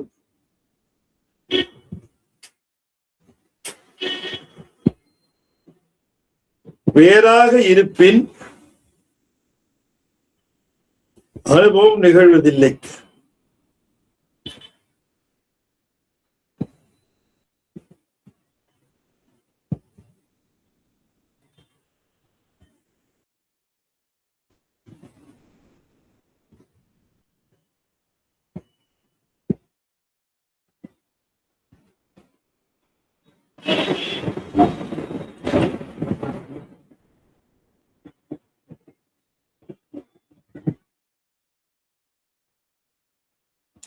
ஆகத்தான் இந்த அத்துவிதத்தை நாம் புரிந்து கொள்வதற்கு ஒன்றல்ல இரண்டல்ல அது ஒன்றாய் இருக்கும், இரண்டாகவும் இருக்கும், வேறாகவும் ஒன்றாகவும் இருக்கும். அது சொல்லுகிற பொழுது அத்துவிதம் ஒன்றாய், வேறாய், உடனாய், இந்த மூன்றாகவும் மூன்று நிலைகளில் இருப்பது அத்துவிதம்னு பேரு. ஆகையினாலே ஒன்றாகவும் இருக்கும், இரண்டாகவும் இருக்கும், வேற உடனாகவும் இருக்கும் என்று சொல்லுகிற அந்த நிலையில இதை சொல்லுகிறார். ஒன்றாகாமல், இரண்டாகாமல், ஒன்றும் இரண்டும் இன்றாகாமல், இப்படி ஒரு நிலை. இந்த நிலையில ஒரு முக்கியமான இன்னொரு கருத்தை அவர் குறிப்பிடுகின்றார்.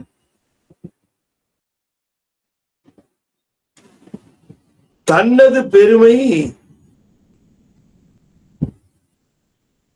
தாக்கானாயினும்,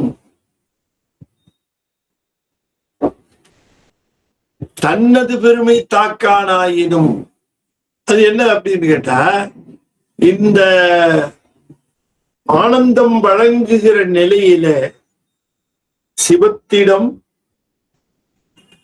ஆன்மா ஆனந்தம் நுகரும் நிலையிலே ஆன்மா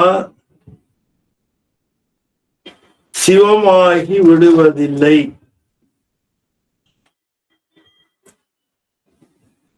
அதுதான் சிவ சமவாத சைவம் மறுப்பு. அநேக ஈஸ்வரவாத மறுப்பு.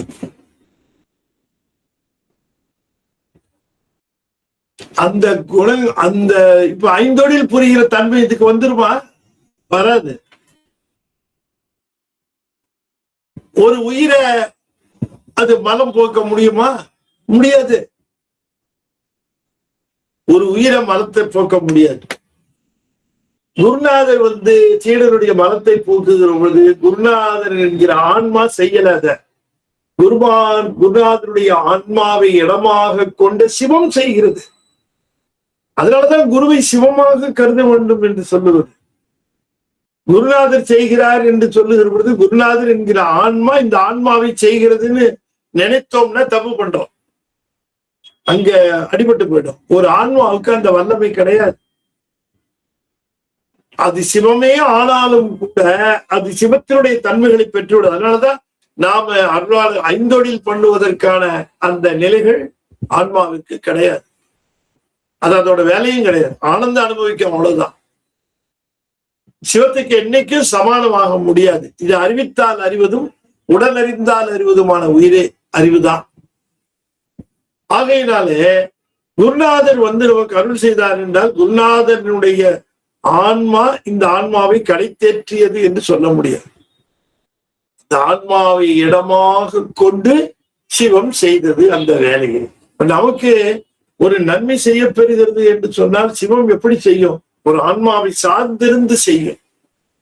அதனாலதான் நமக்கு நடக்கின்ற நன்மைகள் எல்லாம் சிவம் நமக்கு செய்கின்றது, ஆன்மாவை சார்ந்துதான் செய்கிறது. ஆகையினாலே அந்த ஒரு அடிப்படை உண்மையை சொல்லுகிறார், ரொம்ப தெளிவா சொல்லுகிறார். தாக்கான் ஆயினும் என்று சொல்லுகிறார். தாக்கான் என்று சொன்னால் அந்த தன்னது பெருமை தாக்கான் ஆயினும், அப்படி தன்னுடைய பெருமைகளை எல்லாம் தன்னுடைய நிலைகளை ஐந்தொழில் செய்கின்ற வல்லமையை எல்லாம் வழங்குறது இல்லை. ஆன்மாவுக்கு எந்த வல்லமையும் வராது, அனுபவிக்க அவ்வளவுதான். ஆனந்த அனுபவம் பெருமை தவிர அதற்கு வேறு வல்லமை கிடையாது. ஆகையினாலே அந்த வல்லமை இல்லை. ஆனால் அதே நேரத்திலே தன்னது பெருமை தாக்கான் ஆயினும் என்னது பெருமையெல்லாம் எய்தி, என்னது பெருமையெல்லாம் எய்தி என்று சொன்னார். என்னுடைய இச்சை ஞானம் கிரியை அனைத்தையும் தன்னுடைய இச்சை ஞானம் கிரியையில பொருத்தி கொண்டு, இப்ப அறிவினுடைய செயல்பாடு எப்படி இருக்கிறது? இச்சை ஞானம் கிரியை. இப்ப அறிவினுடைய செயல்பாடு இச்சை ஞான கிரியாக இருக்கிறது. அவருடைய இச்சை ஞான கிரியையில போய் இது பொருந்தி விடும். எனக்கென்று ஒரு இச்சை கிடையாது. எனக்கென்று ஒரு அறிவு கிடையாது, எனக்கென்று ஒரு செயல் கிடையாது. ஏகனாகி இறைபடி நிற்றதுல இந்த ரெண்டும் வரும்.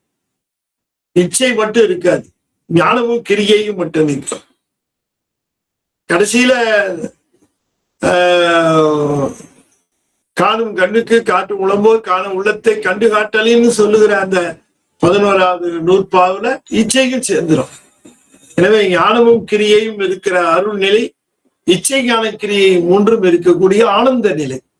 அருள் நிலைக்கும் ஆனந்த நிலைக்கும் இருக்கிற வேறுபாடு, அருள் நிலையில நம்முடைய ஞானமும் கிரியையும் சிவபெருமானுடைய ஞான கிரியையில போய் குருநாதரால் சேரும். ஆனால் ஆனந்த நிலைக்கு வருகிற பொழுது நம்முடைய இச்சையும் போய் அதிலே பொருந்தும். அப்படி மூன்றும் சென்று பொருந்துவது ஆனந்த நிலை. அதனால அதை சொல்லுகிறார், என்னுடைய பெருமை என்னது பெருமை எல்லாம் எய்து தன்னை எனக்கு தருவதையும் அன்றி என்னையும் எனக்கே தந்து. பாருங்க, தன்னை தருவதோடு இல்லாமல் தன்னை தருகிறார், அதோடு என்னையும் மீட்டு தந்துட்டார். ஆணவ மலம் பிடிச்சு வச்சுட்டு இருந்தது, அடகு வச்சு, அது கம்ப்ளீட்டா என்ன பிடிச்சு வச்சுட்டு இருந்தது. அதை கொஞ்சம் கொஞ்சமா மீட்டு எடுக்கிற, கொஞ்சம் கொஞ்சமா மீட்டு எடுக்கிற. அதனால அந்த இடம் ரொம்ப அழகா சொல்லுகிறார், தன்னை எனக்கு தருவது அன்றி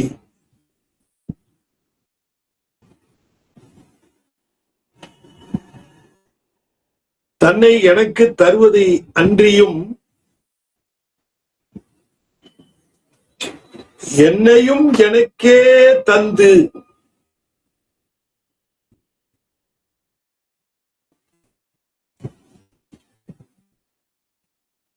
என்னையும் எனக்கே தந்து என்னையும் கொடுத்துட்டார். அப்பதான் நான் அனுபவிக்க முடியும். என்ன மீட்டு எடுக்கலன்னு வச்சுக்கோங்க, நான் ஆணவ மலத்திலேயே மூழ்கி இருந்தால் என்னை மீட்டு எடுக்கலைன்னா ஆனந்தம் எனக்கு சாத்தியம் இல்லை. அதனால என்னை மீட்டு எடுத்து என்னை எனக்கு தந்து தன்னையும் தருகிறார். எனவே தன்னை எனக்கு தருவது அன்றியும் என்னையும் எனக்கே தந்து என்னை ஆணவ மல கட்டிலிருந்து முழுமையாக விடுவித்து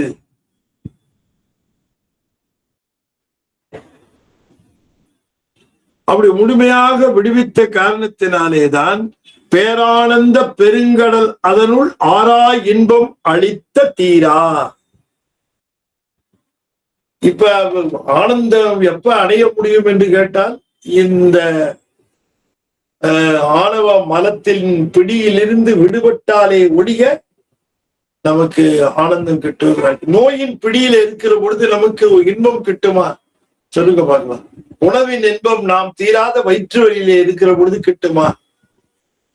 நோயின் விருந்து, தீராத வயிற்று வலி விருந்து எப்படி நமக்கு சுவைக்கும்? ஆகவே நோய் தீர்ந்தால்தான் உணவு சுவைக்கும். அதுபோல ஆணவ மலம் இருக்கிற வரைக்கும் அண்ணலினுடைய மிகப்பெரிய ஆனந்தத்தை அனுபவிக்க முடியாது. எனவே ஆறா இன்பம், ஆறா இன்பம் என்றால் ஆறா இன்பம் என்றால்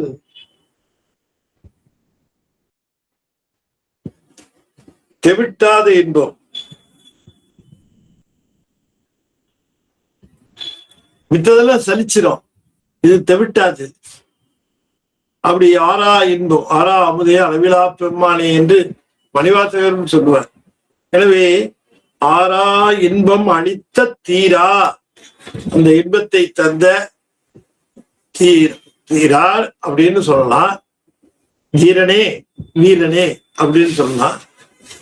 அதை தொடர்ந்து தீரா தீர்க்க முடியாத அப்படின்னு தொடர்ச்சியா எடுத்துக்கொள்ளலாம். தீராத உள்ளும் புறமும் ஒழிவின்றி நின்ற வண்ணன்மை காட்டி மலரடி அருளிய மன்னன் எங்கோன். உள்ளும் புறமும் ஒழிவின்றி நின்ற வண்ணன்மை காட்டி. இப்பத்தான் நமக்கு அவரு எத்தனை உபகாரங்கள் செய்திருக்கிறார் என்பது தெரியும். பெத்த காலத்துல நம்ம சாமி செஞ்ச அந்த உபகாரம் சரியா தெரியாது. ஆனால் அவரோடு ஒன்றிய பிறகு அவர் செய்திருக்கிற உபகாரங்கள் எல்லாம் அவர் நமக்கு உள்ளும் புறமுமாக நின்று, உள்ளே பெற்ற காலத்திலும் முத்தி காலத்திலே புறத்தே குருவாக வந்தும் அவர் நமக்கு செய்த உபகாரங்கள் எல்லாம் உள்ளும் புறம்பும் ஒழிவின்றி நின்ற வல்லன்மை காட்டி அவர் செய்த உபகாரத்தினுடைய அந்த தாக்கத்தை காட்டி மலரடி அருளிய மன்னன் எம் கோன், தன்னுடைய திருவடிகளை எனக்கு அருளிய எங்கள் அரசர் எம் கோன் வார்புலர் பெண்ணை வெண்ணை காவலன், பெண்ணையாறு பாய்கின்ற பெண்ணை நல்லூருக்கு தலைவனாகவும் எம்முடைய அரசராகவும் மன்னராகவும் விளங்கிய மெய்கண்ட தேவன், மெய்கண்ட தேவன் என்று சொல்லக்கூடிய மெய்கண்ட தேவன் அண்ணல் அருளால், அண்ணல் அருளால் மெய்கண்ட தேவன் அண்ணல் தலைவன், பெருமையில் சிறந்தவன், நன்னிய அண்ணல் நன்னிய மலமுதலாயின மெய்கண்ட தேவன் நன்னல் அருளால் லயத்தன் நன்னிய, அதாவது திருநாவத்திரம் வார்புணர் பெண்ணை வெண்ணை காவலன் மெய்கண்ட தேவன் அண்ணல் நன்னிய மலமுதலாய் மாய்க்கும் உலக உயிர்க்கெல்லாம் ஒரு கண்ணே என்று குறிப்பிடுகின்றார். அப்படி வார்புணர் பெண்ணை வெண்ணை காவலன் மெய்கண்ட தேவன் அண்ணல் அருளால் லயத்தன் நன்னிய மலமுதலாயின மாய்க்கும், அவனோடு ஒன்றி இருக்கக்கூடிய அந்த நிலையில தன்னுடைய ஆனந்தம் முழுவதையும் வழங்கிய அந்த பெருமான் என்னிடம் இத்தனை காலமாக நீங்காமல் இருந்த ஆணவம் முதலிய அந்த மலங்களை நீக்கி ஆனந்தத்தை தந்த அவன் உலக உயிர்க்கெல்லாம் ஒரு விடுதலையாக விளங்குகின்றான். எனக்கு நிகழ்ந்தது உங்களுக்கும் நிகழும், உங்களுக்கும் போதகுரு வந்தால் இந்த அற்புத அனுபவம் நிகழும். எனவே இந்த திருவெண்ணை நல்லூரிலே வந்து மெய்கண்ட தேவன் என்கிற நாமம் பெற்று என்னைக்கு அருள் செய்து என்னுடைய உள்ளும் புறம்புமாக இருந்து செய்த உபகாரத்தை எல்லாம் எனக்கு தெள்ளற காட்டி என்னுடைய மலமுதலானவற்றை எல்லாம் போக்கி எனக்கு ஆனந்த அனுபவம் விளங்குமாறு செய்த கருணை வழங்கிய எங்கள் மெய்கண்ட தேவருடைய திருவடிகள் வாழ்க. அந்த மெய்கண்ட தேவருடைய குருநாதருடைய பெருங்கருணை இவ்வாறு எம்மால் பேசப்பெற்றது. குருநாதர் சீடனுக்கு வந்து செய்கின்ற செயல்கள் இவைதான். இவற்றையே குருநாதர் வழங்கி சீடனை விடுவிக்கின்றார் என்று தன்னுடைய அந்த பெருமையை, தான் குருவிடம் பெற்ற அனுபவத்தை மிக அற்புதமாக எடுத்து கூறுகின்றார்.